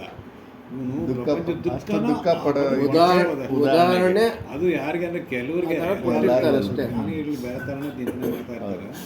ಸಾಮಾನ್ಯ ಪ್ರತಿಯೊಂದೂ ಜನರಿಗೆ ಉದಾಹರಣೆನೇ ಲೆಕ್ಕಕ್ಕೆ- ಕೊಡೋದು. ಯಾವುದೂ ಇಲ್ಲಿ ಅವ್ರ ಅನುಭವಿಸಿ ಏನು ಕೊಟ್ಟಿಲ್ಲ, ಉದಾಹರಣೆ ಕೊಟ್ಟಿರ್ತಾರೆ. ಕಲ್ಪನೆ, ಹೇಳ್ತಾ ಇರ್ತಾರೆ ಸತ್ತ ಹಾ. ಯಾರು ವಾಪಸ್ ಬಂದಿಲ್ಲ ಅದೇ ಕಲ್ಪನೆ. ಹಿಂಗೆ ಇರ್ತೈತೆ ಎಲ್ಲ ಬಿಟ್ಟೋಗ್ಬೇಕಲ್ಲ ತೆಗಿತಾ, ಅದಕ್ಕೆ ಇಲ್ಲಿ ಕಲ್ಪನೆ ಇವೆಲ್ಲ. ಅದಕ್ಕೆ ಇಲ್ಲಿ ಮುಂದುವರೆದು ಹೇಳ್ತಾರೆ, ಅಪನೇ ಲಕ್ಷ್ಯಕ್ಕೋ, ನಿಮ್ಮ ಲಕ್ಷ್ಯ, ನಿಮ್ಮ ಗಮನ ಸದೈವ ಯಾವಾಗಲೂ ಅಪನೇ ಸೆ ಬಾರಿ ಕೋಷ್ಠಿ ಅಂತೆ, ಹೊರಗಡೆ ಹುಡುಕ್ತಾ ಇದ್ದೀರಾ. ಏನು ಶಾಂತಿಯನ್ನ ಹೊರಗಡೆ ಹುಡುಕ್ತಾ ಇದ್ದೀರಾ, ಹೊರಗಡೆ ಹುಡುಕ್ತಾ ಇದ್ದೀರಾ. ನೀವು ಶಾಂತಿ ಬೇಕಾದ್ರೆ ನಿಮ್ಮಲ್ಲೇ ಇದೆ, ಅದನ್ನ ಹುಡುಕಿ. ನಿಮ್ಮಲ್ಲೇ ಇದೆ, ಅದನ್ನ ಹುಡುಕಿ. ವಾಣಿಗಳು ಬಹಳ ವಿಶಾಲವಾಗಿದ್ದಾವೆ. ವಾಣಿಗಳು, ಶಬ್ದಗಳು ಬಹಳ ವಿಶಾಲವಾಗಿದ್ದಾವೆ. ಆ ಶಬ್ದಗಳನ್ನ ಚಿಂತನೆ ಮಾಡಿ, ಮನನ ಮಾಡಿ, ಅವುಗಳನ್ನೆಲ್ಲ ಮನನ ಮಾಡಕ್ಕೆ ಮಾಡೋದಿಲ್ವೋ ಮನಸ್ಸು ಹೊರಗಡೆ ಕೊಂಡು ಹೋಗುತ್ತೆ, ಹೊರಗಡೆ ಹೋಗುತ್ತೆ. ಹಾಗಾಗಿನೇ ಸತ್ಸಂಗ ಶಬ್ದಗಳನ್ನು ಬಿಟ್ಟು ಮಾಡೋಲ್ಲ. ಅವಳು ಹೇಳಿದಂಗೆ ಗುರು ಎಲ್ಲಾ ಕೆಲಸಗಳನ್ನ ಮಾಡ್ತಾ ಅಂತ ಮಗ ಮೊಬೈಲ್ ಎಲ್ಲ ನೋಡ್ತಾರೆ ಅಲ್ವಾ ಸ್ವಾಮಿ? ಅದು ಎರಡೆರಡು ಮಗ ಬಿಟ್ಕೊಂಡು ಮೊಬೈಲ್ಗಳು ಮತ್ತೆ ಸ್ವಾಮಿ ಅಪ್ಪ ಅವರು ಅದೇ ಏನೋ ಚೆನ್ನಾಗಾಗುತ್ತೆ ಕೆಲಸ. ನೀವು ಸ್ಮರಣೆ ಮಾಡ್ತಾ ಮಾಡಿದ್ರೆ, ಸ್ಮರಣೆ ಮಾಡ್ತಾ ಮಾಡಿದ್ರೆ ಚೆನ್ನಾಗ ಕೆಲಸ.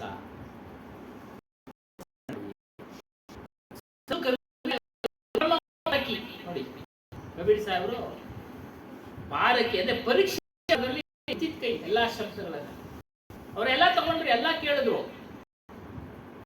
ಎಲ್ಲ ಕೇಳಿದ್ರು.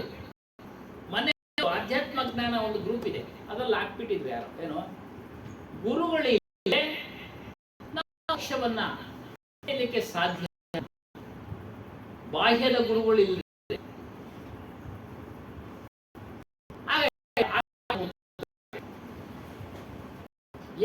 ಪೂರ್ಣ ಪ್ರಮಾಣದ ಸಂಸ್ಕಾರ ಅವರಲ್ಲಿ ಇರುತ್ತೋ, ಪರದ ಸಂಸ್ಕಾರ ಮಾಡ್ತಾರೆ, ಸ್ವತಃ ಚಿಂತನೆ ಮಾಡ್ತಾರೆ. ರಮಣ ಗುರುಗಳು ಮಾಡಲಿಲ್ಲ, ಬುದ್ಧ ಯಾರನ್ನು ಗುರುಗಳು ಮಾಡಲಿಲ್ಲ. ಮಾಡಿದಾರೆ ಹೇಳಿದೀಯಾ? ಕೇಳಿದ್ದೀರಾ ಬುದ್ಧ ಗುರು ಮಾಡ್ದ ಅಂತ? ಕೇಳೇ ಇಲ್ಲ. ರಮಣ ಮಹರ್ಷಿಗಳು ಕಬೀರ್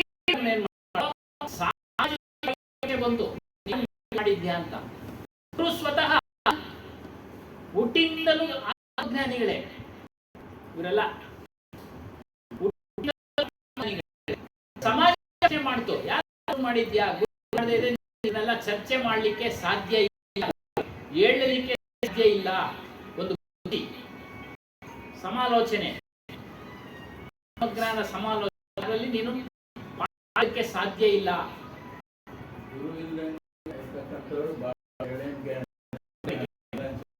ಅದೇ ಹೇಳಿದೆ, ಮಹರ್ಷಿ ಅವರಿದ್ದಾರೆ, ಕಬೀರ್ ಸಾಹೇಬ್. ಆದ್ರೆ ಗುರು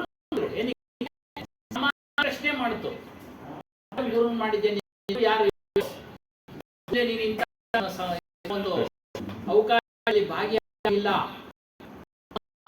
ಸಮಾಜ ಮಾಡಿದಕ್ಕೆ ಅವುಗಳನ್ನ ಮಾಡ.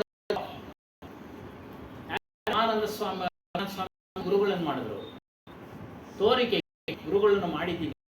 ಅವ್ರಿಗಿನ್ನ ಹೆಚ್ಚು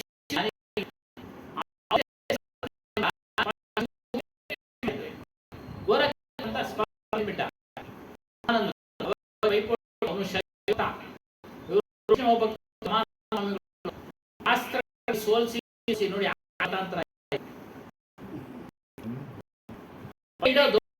ನೋಡಿ ಶಿಷ್ಯನ ಅಂತ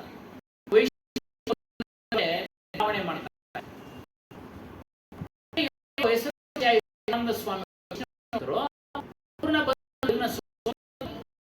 ಶಿಷ್ಯ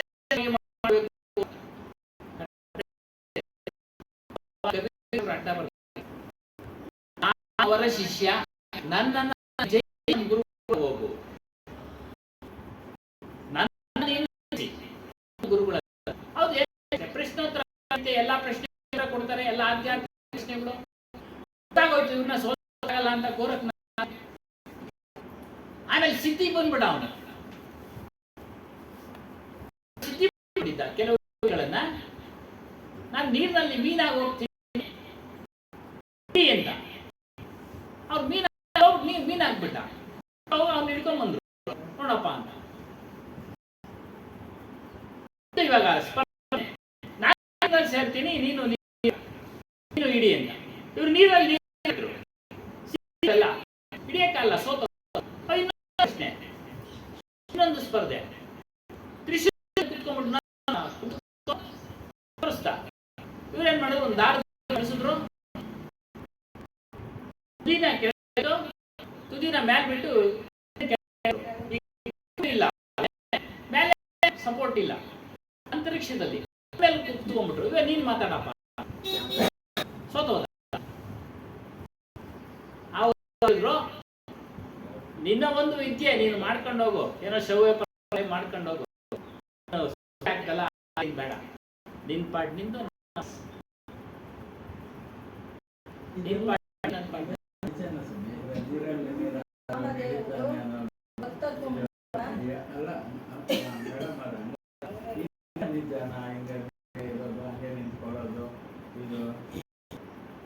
ಆ ವಿಚಾರ ಬಂದಾಗ ನೀವು ಹನುಮಂತನ ಸಮುದ್ರನೇ ಎಷ್ಟೋ ದೂರ ಇರ್ತಕ್ಕಂಥ ಲಂಕೆಗೆ ಹೋಗ್ತಾನೆ, ಅದನ್ನೇನೆ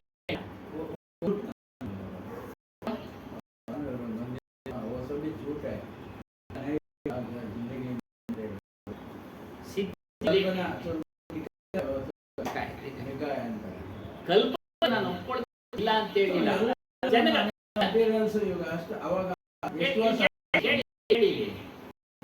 ಸರಿಗಮ ಪದ ಹೇಳ್ತಾ ಇರೋದು. ಕಲ್ತಿದ್ಲು ಒಂದು ಹುಡುಗಿ ಹೇಳುವಾಗ ಬಟ್ಟೆ ಬೇರೆಯವರು ಬರೀತಾಳೆ, ಉತ್ತರ ಹೇಳಿ. ಯಾವ ಕಲ ಅಂತ ಹೇಳ್ತಾಳೆ, ಅವ್ರ ಅಕ್ಷರ ಹೇಳ್ತಾಳೆ, ಆಪೋಸಿಷನ್ ನಂಬರ್ ಹೇಳ್ತಾಳೆ.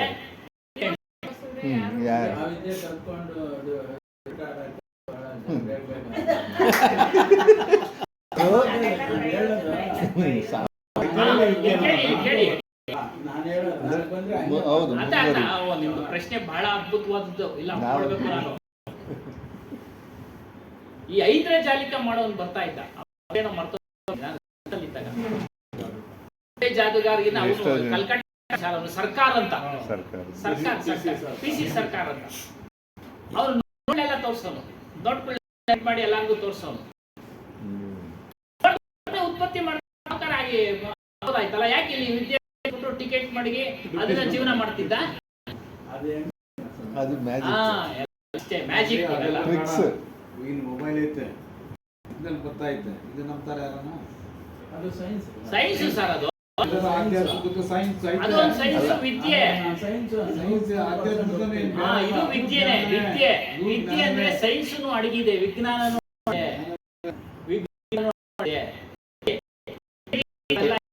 ಅವೆಲ್ಲ ಅವುಗಳೇ ಕಬೀರ್ ಸಾಹೇಬ್ ಹೇಳಿದ್ರು. ಮಾತಾಡಿದ್ರೆ ನಾವು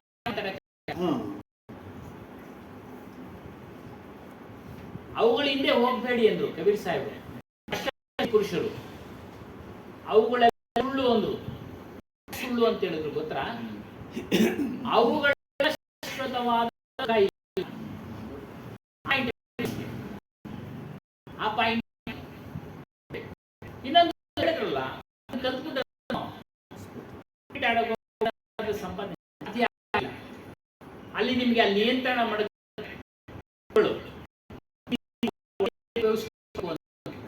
ಕಂಟ್ರೋಲ್ ಮಾಡಿ ನೀನು ಕೆಟ್ಟಿದ್ದಕ್ಕೆ ಉಪಯೋಗಿಸ್ಕೊಂಡ್ರೆ ಅದು ಉಪಯೋಗಿಸೋದಿಲ್ಲ, ಅಲ್ಲೇ ಗುರು ಇಟ್ಕೊಳ್ಳೋದು. ಮಹಾಭಾರತದ ಒಂದು ಸನ್ನಿವೇಶ, ಕರ್ಣನ ತಾನು ಕ್ಷತ್ರಿಯನ್ನ ಅಂತೇಳಿ ಹೋಗಿ ಪರಶುರಾಮನ ಹತ್ರ ಪ್ರತಿಜ್ಞೆ ಮಾಡಿರ್ತಾನೆ, ನಾನು ಕ್ಷತ್ರಿಯರಿಗೆ ವಿದ್ಯೆ ಹೇಳ್ಕೊಡಲ್ಲ, ಧನುರ್ವಿದ್ಯೆ ಅಂತ. ಯಾಕೆ? ಕ್ಷತ್ರಿಯನೇ ಅವರ ಅಪ್ಪನ ಹಾಕಿದ್ದು, ಅದಕ್ಕೆ ಕ್ಷತ್ರಿಯರಿಗೆ ವಿದ್ಯೆ ಹೇಳ್ಕೊಡ. ಶ್ರೇಷ್ಠವಾದ ವಿದ್ಯೆ ಗುರು ಪ್ರವೀಣ ಅವನು ಪರಶುರಾಮ. ಅವನತ್ರ ಕ್ಷತ್ರಿಯನಲ್ಲ ಅಂತೇಳಿ ಹೋಗಿ ವಿದ್ಯೆ ಕಲ್ತಿರ್ತಾನೆ, ಅರ್ಧ ಕಲ್ತಿರ್ತಾನೆ. ಇವನು ಸೋತಾನೆ. ಇಂದ್ರ ಏನ್ ಮಾಡ್ತಾನೆ, ಇಂದ್ರದಿಂದ ಆಗಿ ಅವನು ಕಡಿದ್ಬಿಡ್ತಾನೆ. ಒಂದು ಬಾರಿ ತೊಡೆ ಮೇಲೆ ಮಲಗಿದ್ರೆ ಗುರುಗಳು ಆಗಿ ಕಡಿದ್ಬಿಡ್ತಾನೆ. ತಡ್ಕೊಂಡಿರ್ತಾನೆ ಅವನು, ಕಡಿತಾ ಇದ್ರು ಒದ್ದೆ ಆಗ್ಬಿಡ್ತು, ಅದು ಬಂದ್ಬಿಡ್ತು. ಬ್ರಾಹ್ಮಣನಿಗೆ ಇಷ್ಟೊಂದು ಇರೋದಿಲ್ಲ, ಅವನು ಅಂಜು ಸಹನಾಶಕ್ತಿ ಇರೋದಿಲ್ಲ. ದೈಹಿಕವಾಗಿ ಹೇಳ್ತಾ ಇರೋದು, ಮಾನಸಿಕತೆ ಹೇಳ್ತಾ ಇಲ್ಲ. ನೀನು ಬೇರೆ ಯಾವುದೋ ಜಾತಿಯವನಾಗಿರ್ಬೇಕು ಅಂತೇಳಿ ದೃಷ್ಟಿಯಿಂದ ನೀನು ಬೇರೆ ಜಾತಿ ಬ್ರಾಹ್ಮಣನಲ್ಲ ಅಂತೇಳಿ ಅವನಿಗೆ ಶಾಪ ಕೊಡ್ತಾನೆ. ನಿನ್ನ ಅಂತರದಲ್ಲಿ ನಾನು ತಿಳಿಸಿದ ವಿದ್ಯೆಗಳ ಮಂತ್ರಗಳು ನಿನ್ನ ನೆನಪಿಗೆ ಬಾರದೆ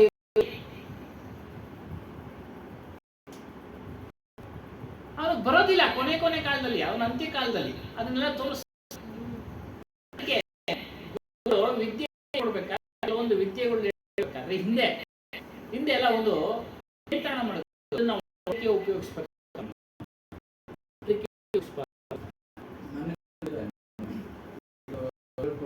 ಖಾತೆಗಳೆಲ್ಲ ಖಾತೆಗಳು ಬರ್ಕೊಂಡು ಕೇಳ್ಕೊಂಡು ಎಲ್ಲ ಮಾಡ್ಕೊಂಡಿದ್ರೆ ಅದೆಲ್ಲ ಇದು ಪ್ರಶ್ನೆ ಉತ್ತರ ಬೇಕಾಗಿಲ್ಲ, ಬಿಡಿ. ಹೌದು, ಬರಲ್ಲ ಅಂತ ಹೇಳ್ತಾ ಇರೋದು. ಇದನ್ನೆಲ್ಲ ಕೇಳ್ತಾ ಇಲ್ಲ. ಅದಕ್ಕೆ ಮಹಾತ್ಮರು ಅವುಗಳೆಲ್ಲ ಸುಳ್ಳು ಅಂತ ಹೇಳ್ತಾರೆ. ಅವುಗಳೆಲ್ಲ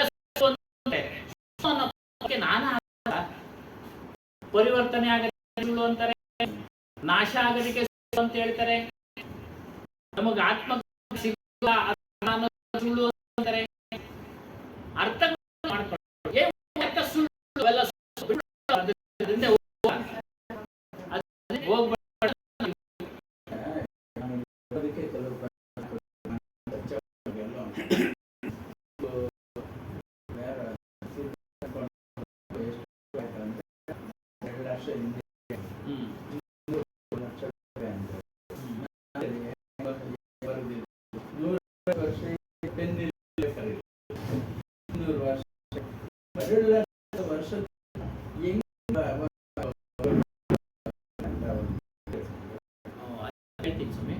ಗುರುಗಳು ಸ್ವಲ್ಪ ಹೇಳ್ತೀನಿ ಎಲ್ಲ ನೀವು ಹೇಳಿ. ತಾಳೆಗರಿ ಬಂತು ನಂತರ, ಅದಕ್ಕೂ ಮೊದಲು ಮರಳಿನ ಮೇಲೆ ಬರೀತಾ ಇದ್ರು ವಿದ್ಯೆ ಹೇಳ್ತಾ ಬರೆದು ಅಭ್ಯಾಸ ಮಾಡ್ತಾ ಇದ್ರು. ಆ ಅಭ್ಯಾಸ ಮಾಡಿ ಎಲ್ಲೋಗ್ತಾ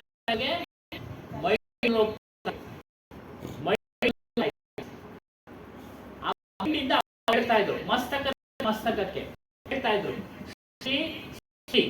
ಶ್ರುತಿ ಅಂದ್ರೆ ಮನಸ್ಸಿನಲ್ಲಿ ಹೇಳೋದು, ಹೇಳೋದು. ಏನ್ ಮಾಡ್ತಾರೆ, ನಿಮ್ಮ ಮನಸ್ಸು ಆ ಮನಸ್ಸು ನೀವೇ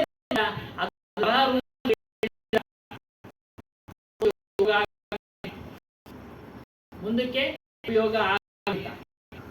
ಅದೇ ರೀತಿ ಎಲ್ಲ ಬಂತು, ಏನೇನೋ ಬಂದು ಆಮೇಲೆ ಕಲ್ಲ ಬುದ್ಧನು ಆತನ ಅನುಯಾಯಿಗಳು ಪ್ರಚಾರ ಹೋದಾಗ ಕಲ್ಲು ಎತ್ತಿದ್ರು. ಏನ್ ಸ್ವಾಮಿ ಹೇಳಿ ಕೇಳಿದೀವಿ. ವಿದೇಶಗಳೆಲ್ಲ ಧರ್ಮ ಪ್ರಚಾರ ಮಾಡಕ್ಕೆ ಮುಂದಿನ ಅಂತೇಳಿ ಅದನ್ನೇ ಇವಾಗ ಶಾಸನಗಳು ಧರ್ಮದ ವಿಚಾರಗಳನ್ನು ಹೀಗೆ ಒಂದೊಂದು ರೀತಿ ಈಗ ನಾವು ನೋಡಿದಾಗ ಯಾರು ಇತ್ತ ಸ್ವಾಮಿ ಮೊಬೈಲ್ ಸ್ಪೀಕರ್ ಬಂತು ದೊಡ್ಡದಾಗಿ ಕೇಳಲಿ ಅಂತ. ಮೊದಲು ಇಲ್ಲ, ನಾವು ಸಣ್ಣ ಕರೆಯುವಾಗ ಇದು ಮಾಡಿಕೊಂಡಿದ್ವಿ.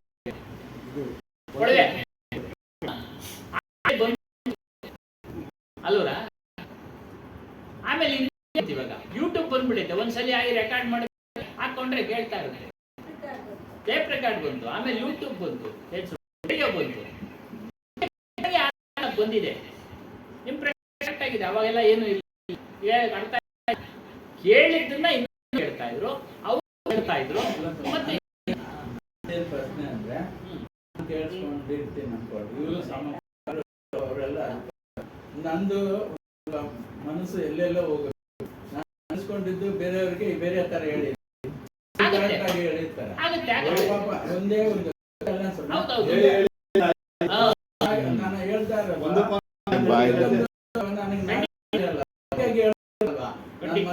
ಹೋಗಿರ್ತಾ ಇದ್ದೆ. ಆ ವಿಚಾರಕ್ಕೂ ಹೇಳ್ತೀನಿ. ನಾನು ಇವರು ಹೇಳಿದ್ದು ಹೇಳಬೇಕು, ಶಬ್ದಗಳು ಬದಲಾಗಿರ್ತವೆ, ಸಂಭಾಷಣೆಗಳು ಬದಲಾಗಿರ್ತವೆ. ಅದೇನೆ ಹೇಳೋದು, ಎಲ್ಲರಿಗೂ ಮಾಡಕ್ಕಾಗಲ್ಲ. ಅದೆಲ್ಲ ಏನು ಮಾಡ್ಲಿಕ್ಕೆ ಆಗೋದಿಲ್ಲ. ಹಾಗೆ ಬದಲಾವಣೆ ಆಗ್ತವೆ. ಅದಕ್ಕೆ ಹೇಳಿರೋದು, ಅದಕ್ಕೆ ಹೇಳಿರೋದು ನಾನು ಹುಟ್ಟಿದ್ದೆ ಅವಾಗ ಅಂದ್ರೆ ಸುಮ್ಮನೆ ಮೇಲೆ 4ನೇ ಇತ್ತೀಚೆಗೆ ಸುಮ್ಮನೆ ನೀವು ರಾಮ ಯಾವಾಗ ಹುಟ್ಟಿದ್ದು ಅಂತ ಯಾರು ಇದೆಯಾ ಸುಮ್ಮನೆ 200-500 ವರ್ಷ ಅಂತಾರೆ. ಅದು ಲೆಕ್ಕ ಒಂದು ವರ್ಷ ಇಷ್ಟು ವರ್ಷ ಖಚಿತವಾಗಿ ಯಾವುದು ಬರಲಿ, ಸುಮ್ಮನೆ ಅಂದಾಜು ಮಾಡ್ಕೊಂಡು ಇಂಥ ನಕ್ಷತ್ರದಲ್ಲಿ ಹುಟ್ಟದ ಅಂತ, ಇಂಥ ನಕ್ಷತ್ರದಲ್ಲಿ ಅವಾಗೆಲ್ಲ ಲೆಕ್ಕಾಚಾರ ಮಾಡ್ತಾ ಇದ್ರು. ಈಗಲೂ ಅಷ್ಟೇ, ಅವರು ಆ ಒಂದು ತಿಥಿನ ಮಾಡ್ಬೇಕಾದ್ರೆ, ತಿಥಿ ಸರ್ವೆ ಮಾಡ್ಬೇಕಾದ್ರೆ ತಿಥಿ ಲೆಕ್ಕ ಮಾಡೋದು, ತಾರೀಖು ಲೆಕ್ಕಾಚಾರದಲ್ಲಿ ಮಾಡಲ್ಲ. ಮೊದಲಿಗೆ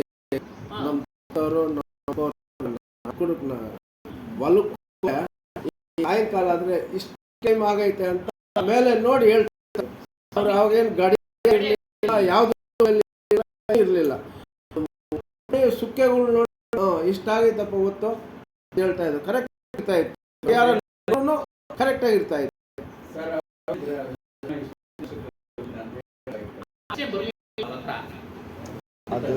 ಅವ್ರು ಆ ಪ್ರಶ್ನೆ ಬರಲ್ಲ. ನೀವು ನಿಮ್ಗೆ ಉದಾಹರಣೆ ಇದ್ದಾರೆ, ಇವರು ನಿಮ್ಗೆ ಉದಾಹರಣೆ ಕೊಡ್ತಾ ಇದ್ದಾರೆ ಅಷ್ಟೇ.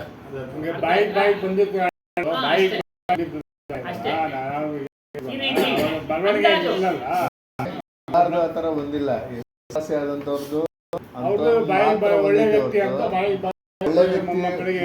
ಬಾಯಿಂದ ಬಾಯಿಗೆ ಕೋಟಿ ವರ್ಷ ಆಗಿರ್ಲಿ ಅದು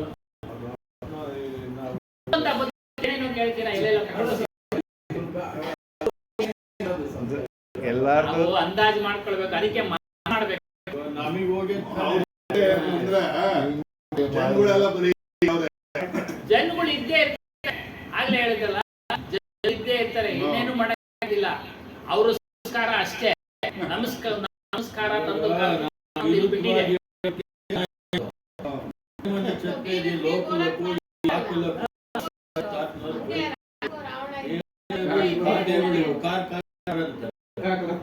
ಏನ್ ಕೇಳಬೇಕು, ಅದಕ್ಕೆ ನಾವು ನಿಶ್ಚಯ ಮಾಡ್ಕೊಳ್ಳೋಣ. ರಾಮ ಎಂದ ಬೇಕಿಲ್ಲ, ರಾಮ ಇದ್ದಾನೆ, ನಮ್ಮಲ್ಲಿ ರಾಮನ ಚೈತನ್ಯ ಇವತ್ತು ಇದೆ. ಇಲ್ಲಿ ವಿಷಯ ಇಷ್ಟೇ. ಪ್ರಪಂಚದಲ್ಲಿ ವಿಚಾರದಲ್ಲಿ ಅನೇಕ ಶಬ್ದಗಳು ಬಂದಿದ್ದಾವೆ. ಅನೇಕ ಶಬ್ದಗಳು ಕೃಷ್ಣನೇ ಕೊಡತಕ್ಕಂಥವನು, ವಿಷ್ಣುನೇ ಕೊಡತಕ್ಕಂಥವನು ಅಂತಾರೆ. ಶೈವರು ಶಿವನೇ ಮೋಕ್ಷ ಅಂತಾರೆ. ಅಂತ ವಿಚಾರಗಳನ್ನ ವರ್ಗಾವಣೆ ಮಾಡಬೇಕು, ಪರೀಕ್ಷೆ ಮಾಡಿ ಇದು ಸಾಧನ ಇಲ್ವಾ ಅಂತ. ಏನಂದ್ರೆ ಕೃಷ್ಣನೇ ಭಗವದ್ಗೀತೆಯಲ್ಲಿ ಹೇಳಿದ್ದಾನೆ, ನೀನು ಪುಣ್ಯ ಕರ್ಮ ಮಾಡಿ ಯಾವುದೇ ಮತ್ತೆ ತಾಯಿ ಗರ್ಭಕ್ಕೆ ಬಂದ್ಬಿಡ್ಬೇಕು ವಿಚಾರ ಹೇಳಿದ್ರಲ್ವ. ಮೇಲೆ ಅದನ್ನ ನಾವೇನಕ್ಕೆ ನಡೆಸಬೇಕು, ಅದನ್ನು ಪಡಿಬೇಕು. ಮತ್ತೆ ಯಾವ್ದು ಶಾಶ್ವತ ಅಂದ್ರೆ ನಿಮ್ಗೆ ನಿಮ್ಮ ಸ್ವರೂಪವೇ ಶಾಶ್ವತ, ಅದರಲ್ಲಿ ಮೋಕ್ಷ. ಈ ಮನನ ಮಾಡ್ಕೊಳ್ಬೇಕು. ಮನನ ಕಂಡಾಗ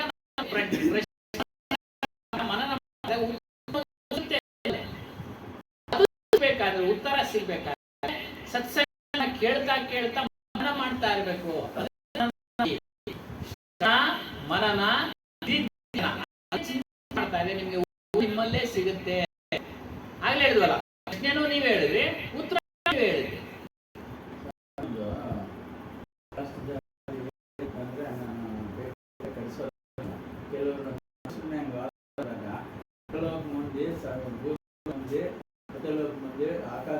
ನಾನು ಹೇಳಿದೆ ಅರ್ಥ ಆಗ್ತದೆ, 7 ವಿಚಾರ ಪಕ್ಕ ಮುಂದೆ ಹೇಳಿದೆ ಇದೆ ಅಂತ ಹೇಳ್ತಾರೆ. ಇದ್ರೂ ಈಗಲೂ ಅದು ಇರೋದು. ನಾನು ಈಗ 2 ಸೆಕೆಂಡ್ ಅದನ್ನ ಹೇಳಿದ್ದು. ಇದ್ರೂ ಸಹ ನೀನು ಅಂತ ಹೋದ್ರು ಸಹ ನೀನು ಬರ್ಬೇಕ, ಅದನ್ನೆಲ್ಲ ನಂಬು ಅಂತ ಕಬೀರ್ ಸಾಹೇಬ್ ಹೇಳಿ. ಅವ್ರು ಹೇಳಿದ್ರೆ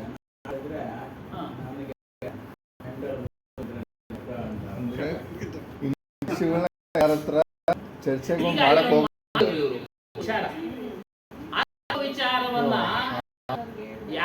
ಎಲ್ಲ ಕಡೆ ನೀವು ಹೇಳಲಿಕ್ಕೆ ಸಾಧ್ಯ ಇಲ್ಲ, ಅರ್ಥ ಆಗೋದಿಲ್ಲ.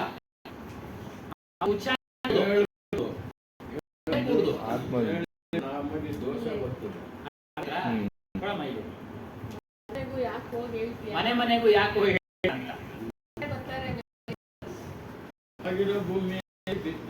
ನೀವುಗಳು ಉಪದೇಶ ಗುರುಮಂತ್ರವೂ ಸಿಗುವಂತ ಎಲ್ಲರಿಗೂ ಕೂಡಿಸಲು ಮನೆ ಮನೆಗೆ ಏಕೆ ಹೋಗುತ್ತೆ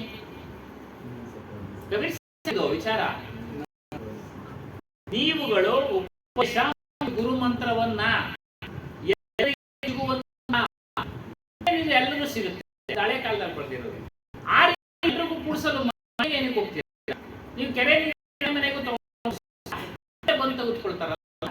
ಅದೇ ರೀತಿ ಇರತಕ್ಕಂಥ ವ್ಯಕ್ತಿಗಳು ಯಾರೇ ಮೋಕ್ಷ, ಯಾರೇ ಶಾಂತಿ, ಶಾಶ್ವತ ಶಾಂತಿ ಬೇಕು ಅಂತಾರೋ ಅವರು ಬಂದು ಹೇಳ್ತಾರೆ. ಆಗ್ಲೇ ಹೇಳಿದೆ, ಗುರುನ ಹುಡುಕ್ತಾ ಇದ್ರು, ಮೊದಲು ಗುರು ಹುಡುಕೊಂಡು ಹೋಗ್ತಾ ಇದ್ರು.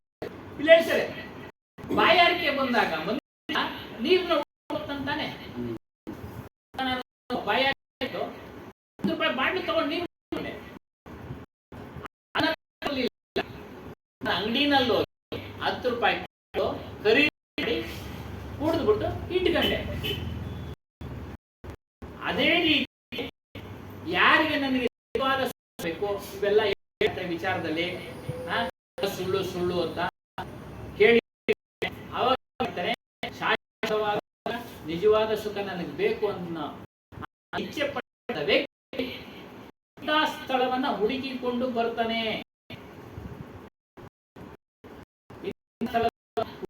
ಬರ್ತಾನೆ ಅವ್ರಿಗೂ ಆ ಸಂಸ್ಕಾರ ಹುಡುಕಿಕೊಂಡು ಬರೋದು. ಎಲ್ಲ ಸಂಸ್ಕಾರ ಸಿಗೋದಿಲ್ಲ. ಮೊನ್ನೆ ಹೇಳಿದ್ನಲ್ಲ, ಭಾಗವತ ನಡೀತಾ ಇತ್ತು. ಏನು ಏನ್ ಗೊತ್ತಾ, ಬೆಳಿಗ್ಗೆ 10 ಗಂಟೆ ಸಮಯ ಜನ ಬಿಡು, ಇದು ವರ್ಕಿಂಗ್ ವಯಸ್ಸಿನವರು ಇದ್ರು, ಎಲ್ಲ ವಯಸ್ಸಿನವರು ಇದ್ರು. ಏನು ಚಪ್ಪರಿಸ್ಕೊಂಡು ಹೇಳ್ತಾರೆ, ನಮ್ ಚಪ್ಪರಿಸ್ಕೊಂಡು ಕೇಳ್ತಾರೆ ಎಲ್ಲ. ಉಪ್ಪಿನಕಾಯಿ ತಿನ್ನುವಾಗ ಚಪ್ಪರಿಸ ಆ ರೀತಿ ಹೇಳ್ತಾರೆ. ಇಂಥ ಯಾರು ಕೇಳಲ್ವೇ? ಮತ್ತೆ ಹುಟ್ಟು ಸಾವುಗಳ ಸಂಭವಿಸಲು ಕಾರಣವಾದಂತ ವಿಚಾರ ಕೇಳಕ್ ಹೋಗ್ತಾರಲ್ಲ, ಪೂರ್ಣವಾದ ಬಿಡುಗಡೆ ಒಂದು ವಿಚಾರಗಳನ್ನ ಯಾರು ಕೇಳಲಿಕ್ಕೆ ಬರೋದಿಲ್ವೇ ಅಂತ ಹೇಳ್ತಾ ಇದ್ರು. ಏನಮ್ಮ ವರಲಕ್ಷ್ಮಣವರೇ ಹೇಳ್ತಾ ಇದ್ರು, ಚಪ್ಪರಿಸ್ಕೊಂಡು ಆ ಶಬ್ದಗಳು ಏನಕ್ಕೆ ಹೇಳ್ತೀನಿ ಅಂದ್ರೆ, ಕೇಳ್ತಾ ಇದ್ದೀನಿ ನಾನು ಈಗಲೂ. ಅಪ್ಲೋಡ್ ಮಾಡಿ ಕೃಷ್ಣ ಸಹಾಯ ಅಮ್ಮ ಯಾರನ್ನ ಇದ್ರೆ ಹೇಳಿ ಅಂತ ನಾನು ಅವನಿಗೆ ದುಡ್ಡು ಅದನ್ನ ಕೇಳ್ತಾ ಮನ ಓದಿದ್ರು ಗುರುಗಳ ಹೇಳ್ತಾ ವಾಣಿ ಹೇಳ್ತಾ ವಿದ್ಯೆಗಳಲ್ಲಿ ವಿದ್ಯೆ ವಿದ್ಯೆ ಎಲ್ಲ ವಿದ್ಯೆ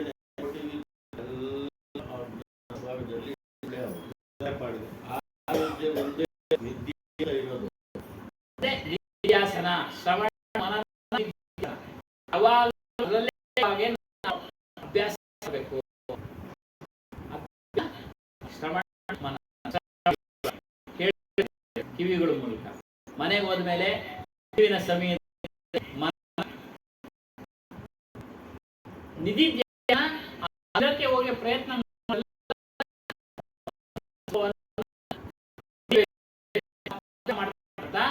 ಅದು ಅದ್ರ ಕಡೆ ಗಮನ.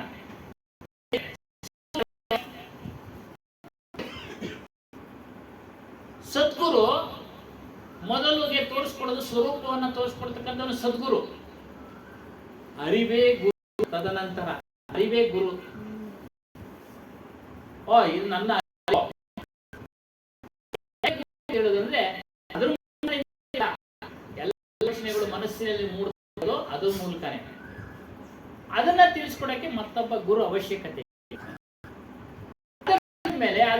ಮೇಲೆ ಧ್ಯಾನ ಆಗ ನೀವು ಗುರು ಮಾಡ್ದಂಗ ತಿಳಿದು ಬಿಡು ಅಂದ್ರೆ ಎಲ್ಲ ಕರ್ಮ ಹೇಳ್ತಾರೆ ಒಳ್ಳೆ ಅಂತ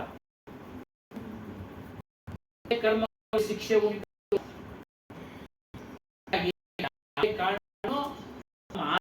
ಪರ್ಯಂತ ನಮ್ಮ ಗುರು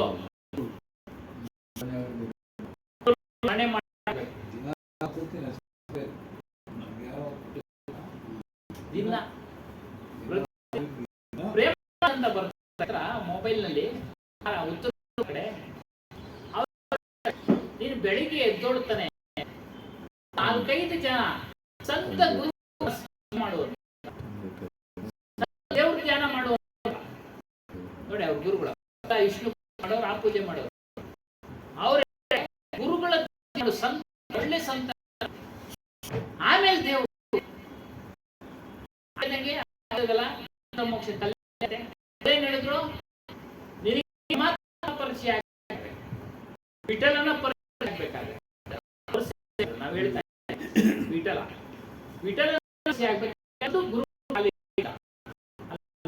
ನೋಡಿದ್ವಿ ಕೈ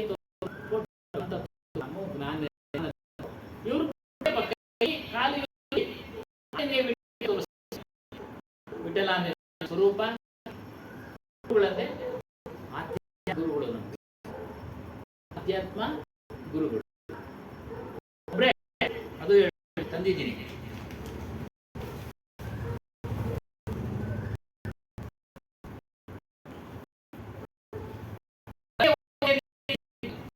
ಸರಿ ಹೇಳ್ತೀನಿ. ರಸ್ತೆ ಒಂದೇ ರೀತಿ ಇದ್ದರೂ ಒಂದು ರಸ್ತೆಯಿಂದ ಹೋದರೆ ಗಮ್ಯಸ್ಥಾನ ತಲುಪಬಹುದು. ನೋಡಿ ಚೆನ್ನಾಗಿ, ಒಂದು ರಸ್ತೆಯಿಂದ ಹೋದರೆ ಗಮ್ಯ ಸ್ಥಳ ತಲುಪಬಹುದು, ಇನ್ನೊಂದು ರಸ್ತೆಯಿಂದ ಹೋದರೆ ಬೇಕಾಗುತ್ತೆ. ಒಬ್ಬರನ್ನ ನಾವು ಹಿಡಿದು ಬಿಟ್ರೆ ಇನ್ನೊಬ್ರು ಗುರು ಅವಶ್ಯಕತೆ ಇಲ್ಲ ನಮ್ಗೆ. ಮೈಸೂರು ರೋಡ್ನಲ್ಲಿ ಮೈಸೂರು ರೋಡ್ನಲ್ಲಿ ಅಲ್ಲಿ ವಿಚಾರಕ್ಕೆ ಹೋಗಿದ್ದೆ. ಇವತ್ತು ವಿಚಾರ ಇದೆ, ಅಲ್ಲಿ ಹೋಗಿ ಹೇಳಿದ್ರಲ್ಲ ನೀವು ರಿಟೈರ್ಡ್ ಆಗಿ ನೋಡಿ, ಇದನ್ನು ಉಪಯೋಗಿಸ್ಕೊಳ್ತೀವಿ ಹೋಗಿದೆ ಗೊತ್ತಾ. ಅಲ್ಲೂ ಇದೆ ಭಕ್ತಿ ಮಾಡ್ಬೇಕಾದ್ರೆ. ಆಮೇಲೆ ಪೂಜೆ ಶಿವನ್ನೇ ಎಲ್ಲ ಹೇಳ್ಬಿಟ್ಟು ಅವರು ಶಿವನ್ನೇ ಮೊನ್ನೆ ಹೇಳಿದ್ರಲ್ಲ ದತ್ತಾತ್ರೇಯ, ಹಂಗೆ ಅಲ್ಲೂ ಹೇಳಿದ್ರು ಗುರು ಒಬ್ಬನೇ ಇರಬೇಕು. ಅವ್ರ ಮೇಲೆ ಭಕ್ತಿ ಯಾವ ರೀತಿ ಇರಬೇಕು ಅಂದ್ರೆ ಅನನ್ಯವಾಗಿ ಅಂದ್ರೆ ನಿನ್ನ ಅರ್ಹತೆ ಯಾರಿಗೂ ಹೋಲಿಕೆ ಮಾಡ್ಬೇಡ. ಅವ್ನು ದೊಡ್ಡಾರ ಹಾಕ್ಬಿಟ್ಟ, ನಾನು ಸಣ್ಣಾರ ಹಾಕ್ತೀನಿ, ಏನಪ್ಪ ಗುರು ಕೃಪೆ ಆಗಿಲ್ವಾ ಅಂತೇಳಿ ಹೋಲಿಕೆ ಮಾಡ್ಕೊಂಬೇಡ. ಎಷ್ಟಿದೆಯೋ ಅಷ್ಟು ಮಾಡು. ಕೈನಲ್ಲಿ 2 ಹೂವ ಪಾದ ಅದನ್ನೇ ಮನಸ್ಪೂರ್ವಕ ಶ್ರದ್ಧೆ ಇರಲಿ, ಪ್ರೀತಿ ಇರಲಿ ಗುರುವಿನ ಮೇಲೆ, ಅನುಪಮ ನಿಶ್ಚಯಬೇಡ. ನೀನು ಆಧ್ಯಾತ್ಮಿಕ ಒಬ್ಬರು ಗುರುನ್ ಮಾಡಿದ್ಮೇಲೆ ನೀನು ಅಲ್ಲಾಡಬಾರ್ದು. ಅಸಂತರಾಗಿ ಪಕ್ಷದಲ್ಲಿ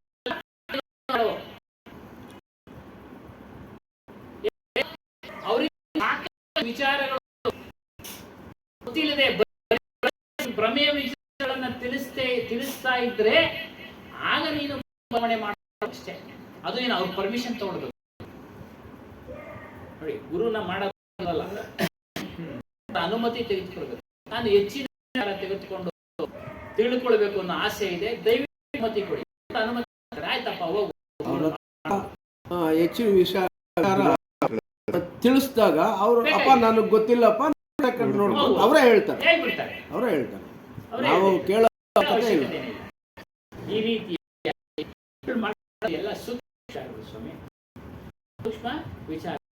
ಹಾಗಾಗಿ ನಾವು ಒಳ್ಳೇದು ಅಂತ ಕೂಡ ಎಚ್ಚರಿಸಬೇಕು, ಮರಿಬಾರ್ದು ಗುರುನ.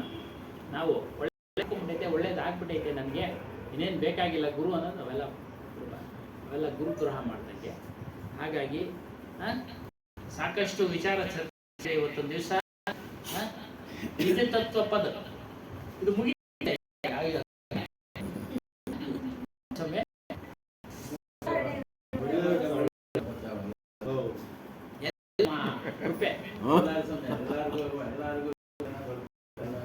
ಹಾಗಾಗಿ ಹೇಳ್ತೀನಿ, ಅವೆಲ್ಲ ಅಸಾರ ಶಬ್ದಗಳು. ರಾಮನ ಎಷ್ಟಲ್ಲಿ ಯಾರಿಗೆ ಬೇಕು ನಮ್ಗೆ, ಸೀಕೊಂಡೋದ್ನೋ ಯಾರಿಗೆ ಬೇಕು ನಮ್ಗೆ ಮಾಡ್ತಾರೆ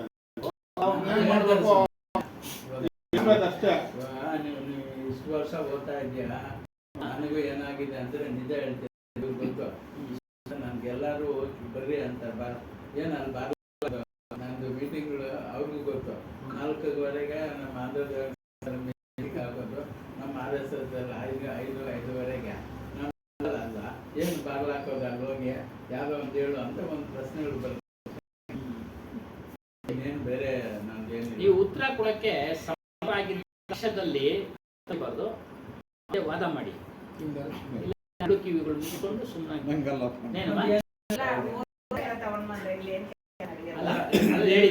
ಅದಕ್ಕೆ ಮೌನವಾಗಿದ್ದು ಬಿಡಿ, ನಾನು ಹಂಗೆ ಮೌನವಾಗಿದ್ದು ಬಿಡಿ. ನಿಮ್ಗೆ ನಾನು ಇಂಥ ವಿಚಾರ ಪ್ರಶ್ನೆ ಕೊಟ್ಟಿದ್ದೀನಿ, ವಾದ ವಿವಾದ ಜಗಳಗಳಾಗ್ಬಿಟ್ಟಿದೆ ನಮ್ಮ ಸ್ನೇಹಿತರಿಗೆ, ನನಗೆ ಅರ್ಥ ಆಯ್ತಾ? ದೇವರು ಇಲ್ಲ ಅನ್ನೋ ವಿಚಾರದಲ್ಲಿ ಕೊನೆಗೆ ಯಾಕೆ ಅವ್ರ ಹತ್ರ ಅಲ್ಲ, ಓದಿ ಕೇಳಿದೆ. ಇವಾಗ ಹೇಳ್ದಂಗೆ ಯಾರ ಹತ್ರ ಹೇಳ್ಬೇಕು ಅವ್ರ ಹತ್ರ ಹೇಳೋಣ, ಅವಕಾಶ ಹೇಳೋಣ. ಇಲ್ಲ ಅಂದ್ರೆ ನಾವೇ ಮನಸ್ಸಿಗೆ ಮಾಡ್ಕೊಳ್ಳೋಣ. ಒಂಟಿತನ ಶಾಪ ಅಂತ ಹೇಳ್ತಾರೆ, ವಿಲಾಸ ಶಾಪ ಅಲ್ಲ. ನನಗೂ ಕೊನೆ ಒಳ್ಳೇದಂತ ಪಬ್ಲಿಕ್ ನಲ್ಲಿ ನಿಮ್ಮನ್ಗೆ ಎಚ್ಚರಿಕೆ ಕೊಡಬೇಕು ಸ್ವಾಮಿ ಅವರು, ನೀವು ಎಚ್ಚರಿಕೆ ಕೊಡ್ತಾರೆ. ಅರ್ಥ ಆಯ್ತಾ? ಹೇಳ್ತಾರೆ ನಿಂದೆ ಇರ್ಬೇಕಂತೆ, ಕಬೀರ್ ಸಾಹೇಬ್ ಹೇಳೋದು, ನಿಂದ್ರತಿರಿ ಇರ್ಬೇಕು. ಶಬ್ದ ಅಲ್ಲ ಬೇಡ, ನಮ್ ಕೊಳೆನೆಲ್ಲ ತೊಳೆಯಕ್ಕೆ ಸಾಬೂನು ನೀರಿಲ್ದೇನೆ ತೊಳಿತಾ ಇರ್ತಾರೆ, ತೋರಿಸ್ತಾ ಇರ್ತಾರೆ. ಅವರ ತಗೊಳ್ಬೇಕು.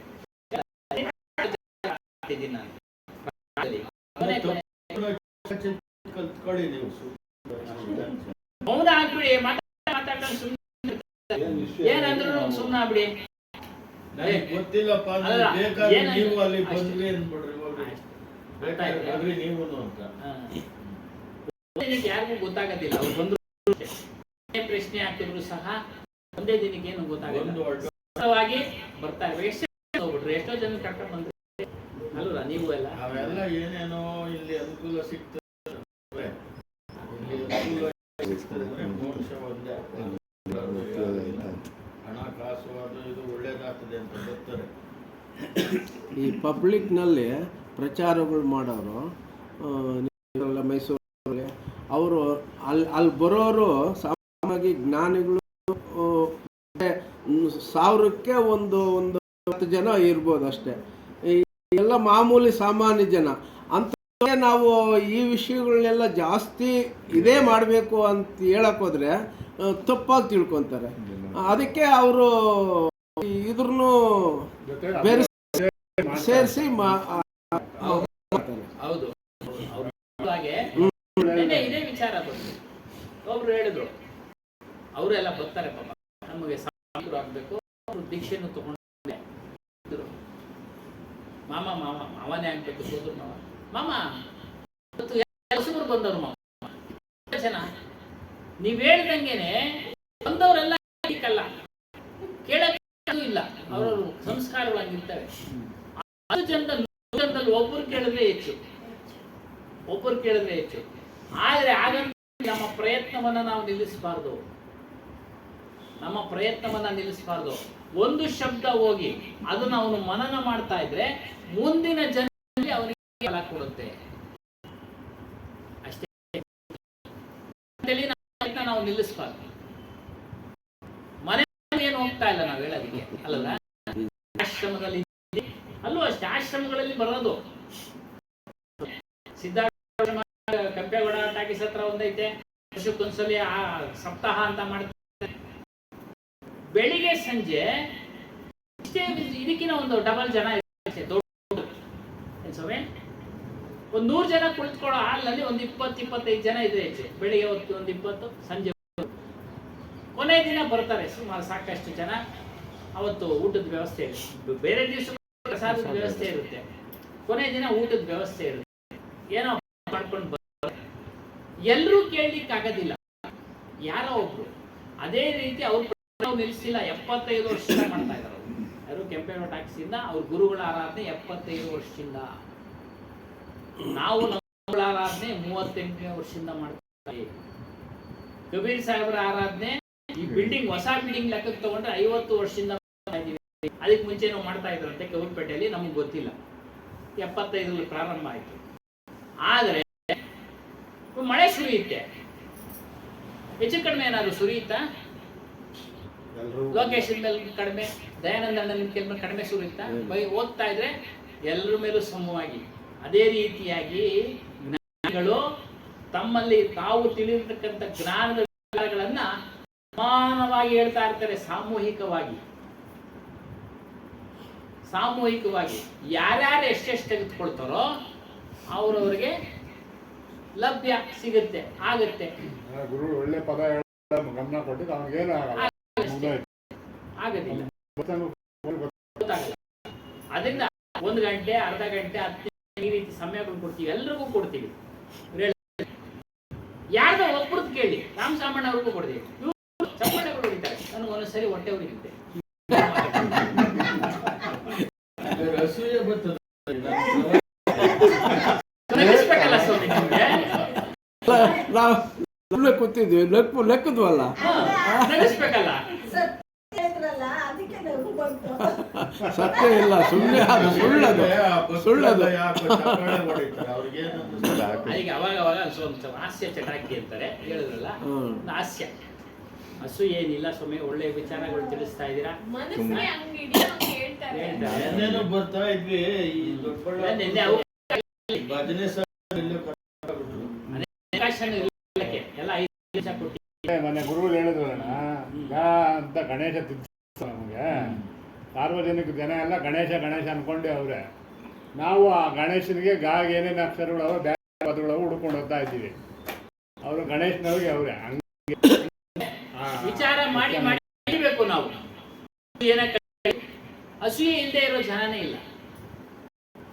ಆತ್ಮರಲ್ಲೂ ಅಸೂಯೆ ಇದೆ, ನಾವು ಹೇಳ್ತೀವಿ, ನಾವು ಹೇಳಬಾರ್ದು. ಆದ್ರೂ ಹೇಳ್ಬೇಕು. ಇನ್ನೊಂದು ದಿನ ಹೇಳೋಣ, ಅರ್ಥ ಆಯ್ತಾ? ಇನ್ನೊಂದು ದಿನ ಹೇಳೋಣ. ಹಾಗಾಗಿ ಅಸೂಯೆ ಯಾರನ್ನೂ ಬಿಟ್ಟಿಲ್ಲ, ಅದ್ರ ಪದಕ್ಕೆ ಬರ್ತಾ ಇದ್ದೀನಿ. ಯಾರು ಅನುಸೂಯ ಆಗಿ ಅಸೂಯೆಯನ್ನು ಬಿಡುವಂತರಾಗಬೇಕು,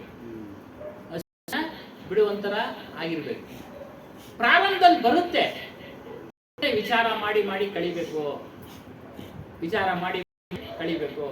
ಪ್ರಾರಂಭದಲ್ಲಿ ಎಲ್ರಿಗೂ ನನಗೆ ಚೆನ್ನಾಗಿ ಹೇಳ್ಬಿಟ್ಟು, ನನಗಿನ್ನ ಅದಕ್ಕೆ ನಾನು ಆಗಿ ಹೇಳ್ತಾ ಇದ್ದೆ, ನನಗಿನ್ನ ಚೆನ್ನಾಗಿ ಹೇಳಿದ್ರು ಸಹ ಕೇಳಿ. ನಾನು ಬೇಡ ಅನ್ನಲಿಲ್ಲ, ನಮಗ್ ಬರಲ್ಲ, ನಾವು ಅಷ್ಟೇನೆ. ನಾವು ನಾವು SLC, ಅವ್ರು ಪ್ರೊಫೆಸರು ಅಲ್ವರ, ಅವ್ರ ಪಾಳೆ ಹೊಡಿತಾರೆ, ನಾವು ಹೊಟ್ಟೆ ಉರಿಬಿದ್ರೆ ಏನ್ ಬಂದ್ಬಿಡುತ್ತೆ ಊರಲ್ಲಿದ್ದಂತೆ. ಹೇಳಿದ್ದು PUC ಡಿಗ್ರಿ ಅಂತ, ಮಾಸ್ಟರ್ ಡಿಗ್ರಿ ಮಾಡೋರು ನಿಮ್ಮ ಮುಂದೆ ಏನೂ ಇಲ್ಲ, ನಿಮಗೆ ಅದರ ಮೇಲೆ ಆಸಕ್ತಿ. ಸತ್ಯವಾಗಿ ನಮ್ಮ ಅನುಭವದಲ್ಲಿ ಆಸಕ್ತಿ ಇರಬೇಕು, ಅದ್ರ ಮೇಲೆ ಒಂದು ಕಾಳಜಿ ಇರಬೇಕು. ಎಷ್ಟೋ ಜನ ಬಂದೈತೆ ಅನುಭವ, ಅದ್ರ ಮೇಲೆ ಪ್ರೊಫೆಸರು ಅವರು, ಸುನೀತಾ ಅವರು ಎಲ್ಲರೂ ಚೆನ್ನಾಗಿ ಹೇಳ್ತಾರೆ.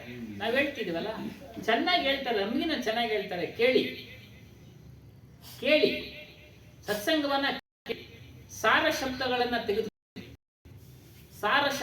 ತೆಗೆದುಕೊಳ್ಳಿ. ನೆನ್ನೆನೂ ಅದೇ ಹೇಳಿದೆ. ಇದನ್ನ ಯಾರು ಹೇಳಿದ್ದು ಅಂತಂದ್ರೆ ದಾವಣಗೆರೆ ಪ್ರಕಾಶ್ ಮಣಿ ನಮ್ಮ ಸಾಹೇಬರು. ಅವನ ಶಬ್ದಗಳು ಕೇಳ್ತಾ ಇರ್ತೀವಲ್ಲ, ಸತ್ಸಂಗವನ್ನ ಯಾರು ಬೇಕಾದ್ರೂ ಹೇಳಲಿ, ಕೇಳಿ ನೀವು. ನೋಡಿ, ಅವ್ರ ದಿನ ನೆನಪಿನಲ್ಲಿದೆ, ಯೂಟ್ಯೂಬ್ನಲ್ಲಿ ಕೇಳಿ. ದೊಡ್ಡ ಧನಿ ಧರ್ಮದಾಸ ವಂಶ ಪಾರಂಪರೆಯವರವರು. ಕೋಟಿಗಟ್ಟಲೆ ಆಸ್ತಿ ಇದೆ ಸರ್ ಅವ್ರಿಗೆ. ಎಲ್ಲೆಲ್ಲಿದೆ ಅನ್ನೋದೇ ಗೊತ್ತಿಲ್ಲ ಅವ್ರಿಗೆ ಜಾಗಗಳು. ರಾಜರ ಕಾಲದವರು ಅವರೆಲ್ಲ. ಅವಾಗೆಲ್ಲ ಅವ್ರು ಹೇಳ್ತಾರೆ ಎಷ್ಟು ನಯ ಹೇಳ್ತಾರೆ. ಯಾರು ಕೇಳಿ, ನನ್ ಬೇಡ ಅಂದಿಲ್ಲ ಅಂತ. ಸತ್ಸಂಗನ ಸತ್ಯದ ವಿಚಾರ ಎಲ್ಲನ ಕೇಳಿ, ವೈರಾಗ್ಯದ ವಿಚಾರ ಯಾರು ಹೇಳಿದ್ರು ಕೇಳಿ, ವೈರಾಗ್ಯದ ವಿಚಾರ ಮೊದಲು ಯಾರನ್ನ ಯಾರಿಗೆ ಸ್ವಾಗತ ಮಾಡ್ಕೊಂಡು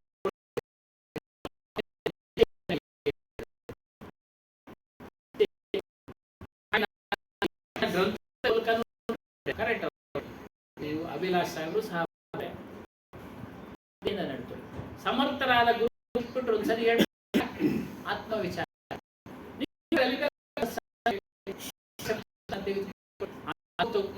ಯಾಕಂದ್ರೆ ಇಲ್ಲ ಹೇಳಿದ್ರು ಕೇಳ್ತಾ ಇರಿ. ಅವರು ಅನುಸಾರ ಬೆಳಿಗ್ಗೆ ಒಬ್ರು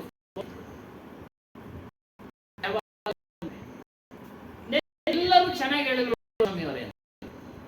ಎಲ್ರು ಹೇಮಾದ್ರಿ, ಅಪ್ಪ, ಸುನೀತಮ್ಮ, ಆಮೇಲೆ ಪ್ರೊಫೆಸರು, ನಾನು 10 ನಿಮಿಷ ಆದ್ರೂ ಮನ ಮುಟ್ಟು ಇದ್ರು ಸರ್. 10 ಹೇಳಿದ್ವಲ್ಲ, 10 ನಿಮಿಷದಲ್ಲೇ ಮನ ಮುಟ್ಟುವ ಹಾಗೆ ಹೇಳಿದ್ರು. ಸಂತೋಷ ಆಯ್ತು. ಹಂಗೆ ಯಾರೋ ಒಬ್ರು ಕೇಳೋದು ಅಷ್ಟೇ. 300 ಬಂದಿದ್ವಿ ಅಂದ್ವಿ. 300 ಜನ. ಆ 300 ಜನದಲ್ಲಿ ಮಾತಾಡ್ಕೊಂಡು ಮಾತ್ರ ಫೋನ್ ಮಾಡಿದ್ರು ನಮ್ಗೆ. ಚೆನ್ನಾಗಿತ್ತು, ಪೂಜೆನೂ ಚೆನ್ನಾಗಿತ್ತು, ಬಹಳ ಆನಂದ ನಮಗೆ. ನೋಡಿ ಸಾಕು, ಎಲ್ಲ 1:30 ಮೇಲೆ ಜಾಸ್ತಿ ಬರ್ತಾರೆ. 12 ಗಂಟೆಗಾದ್ರೂ ಬನ್ನಿ ನೀವು ಅಂತ. 12 ಗಂಟೆ ಹೇಳ್ತಾರೆ. ನಮಸ್ಕಾರ ಕೇಳ್ಕೊಂತ ಇಚ್ಛೆ ಬೇಗ ಬರ್ತಾರೆ, ಕುಳಿತಾರೆ. ನಾವು ಅದು ಅವ್ರ ಮುಂದೆ ಸಂಸ್ಕಾರ ಅವರು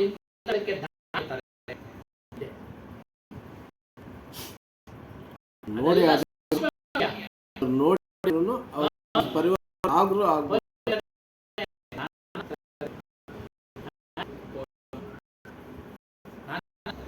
ಹಾಗೆ ನಡೀತಾ ಇವತ್ತು ನಿಮ್ಮಂತ ಮುಂದೆ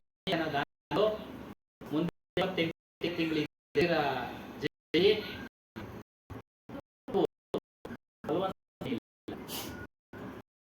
ಈಗಲೇ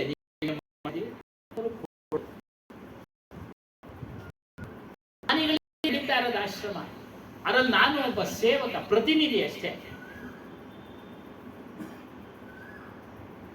ಯಾವುದೇ ದರ್ಪ ದೌರ್ಜನ್ಯ ಯಾವುದೇ ರೀತಿಯ ದೌರ್ಜನ್ಯ ಮಾಡುದು ನಾನು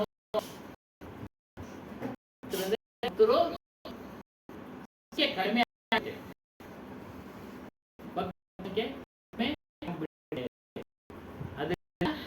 ಬದಲಾವಣೆ ಆಗಬೇಕು, ಮೊದಲು ಬದಲಾವಣೆ ಆಗಬೇಕು, ಆಮೇಲೆ ನಿಮಗೆ ಬದಲಾಗಿ ಅಂತ ತಿಳಿಸಿ. ನೀವು 20 ವರ್ಷದ ಏನಪ್ಪ ಈ ತರ ನೀಯಪ್ಪ ಏನು ಅಂತ ಹಿಂದಕ್ಕೆ ಸರ್ಕೊಂತಾರೆ. ಹಾಗಾಗಿ ಯಾವುದೇ ಅಷ್ಟೇ ನಾವು ಸರಳ ಬೋಧನೆ ಎಲ್ಲರಿಗೂ ಆಶೀರ್ವಾದ ಮಾಡ್ತಾರೆ.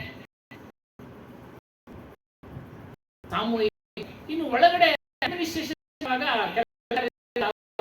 ನಾವು ಯಜಮಾನರ ತರ ವರ್ತನೆ ಮಾಡಲೇಬೇಕು. ಅಲ್ಲಿ ಅದನ್ನು ಮಾಡ್ತಾರೆ. ನಾವು ಅದೇ ನಮ್ಮ ಹುಡುಗರಿಗೆಲ್ಲ ಗದರ್ತಾ ಇದ್ವಿ. ಅಲ್ಲಿದ್ದ ಆದರೆ ಅಧ್ಯಾತ್ಮದ ವಿಚಾರ ಇರಬೇಕು. ಅದನ್ನ ಹೇಳುದು, ಸರಳತೆ ಇರಬೇಕು, ಎಲ್ಲವನ್ನ ಅಳವಡಿಸಿಕೊಂಡು ಅನುಷ್ಠಾನಗೊಳ್ಳಬೇಕು. ಇದ್ರೆ ಮಾತ್ರ ಆತ್ಮ ಮುಂದುವರಿಯುತ್ತೆ, ಇಲ್ಲ ಅಂದ್ರೆ ಮುಂದುವರಿಯುತ್ತೆ ಇಲ್ಲ. ಎಲ್ಲರಿಗೂ ಸಹ ಗೌರವ, ಸಾಮೂಹಿಕ ಗೌರವ, ಸಾಮೂಹಿಕವಾಗಿ ಗೌರವ ಕೊಡಲೇಬೇಕು. ಇದು ಸಭಾಯಾದಿ ಜ್ಞಾನಿ ಲಕ್ಷಣ. ಅದರಿಂದ ತತ್ವ ಪದ ಮುಂದೆ ಇದೆ, ಇಲ್ಲಿಗೆ ಮುಕ್ತಾಯ ಮಾಡೋಣ. ಒಟ್ಟಾರೆ ನಾವು ಹಂಸಜೀವಿ ಹಾಲನ್ನ ಮಾತಾಡ್ತಿರಬೇಕು, ನೀರನ್ನ ಬಿಡುವಂತರ. ನೀರು ಬಾಹ್ಯ ಪ್ರಪಂಚ ಮಾಯಾ ವಸ್ತುಗಳೆಲ್ಲ ನೀರು. ಹಾಲು ಅಂದ್ರೆ ಅಮೃತ, ಇಲ್ಲದೆ ಇರೋದು ಯಾವುದು ಅಂದ್ರೆ ನಮ್ಮೆಲ್ಲರ ಸ್ವರೂಪ, ನಮ್ಮ ಚೈತನ್ಯ, ನಮ್ಮ ನಿಮ್ಮೆಲ್ಲರ ಸತ್ಯನಾಮ ಹೆಸರನ್ನ ಕರೆತಕ್ಕಂಥದ್ದು, ಚೈತನ್ಯ ಸ್ವರೂಪ ಕರೆಯತಕ್ಕದ್ದು. ವೇದಾಂತಿಗಳೆಲ್ಲ ಅಂತ ಕರೀತಾರೆ, ಅವರವರ ಪರಂಪರೆ ಅನುಗುಣವಾಗಿ ಕರ್ಕೊಂಡು ಒಟ್ಟಾರೆ ನಿಜ ತತ್ವದ ಕಡೆಗೆ ಹೋಗೋಣ ಅಂತ ಹೇಳ್ತಾ ಈ ದಿನ ಕಾರ್ಯಕ್ರಮನ ಗುರು ಶ್ರೀ ಹನುಮಾನ್ ದೇವ ಕಿ, ಗುರು ಮಾತಾ ಸರ್ವ ಸಂತ ಮಹಂತ ಕಿ.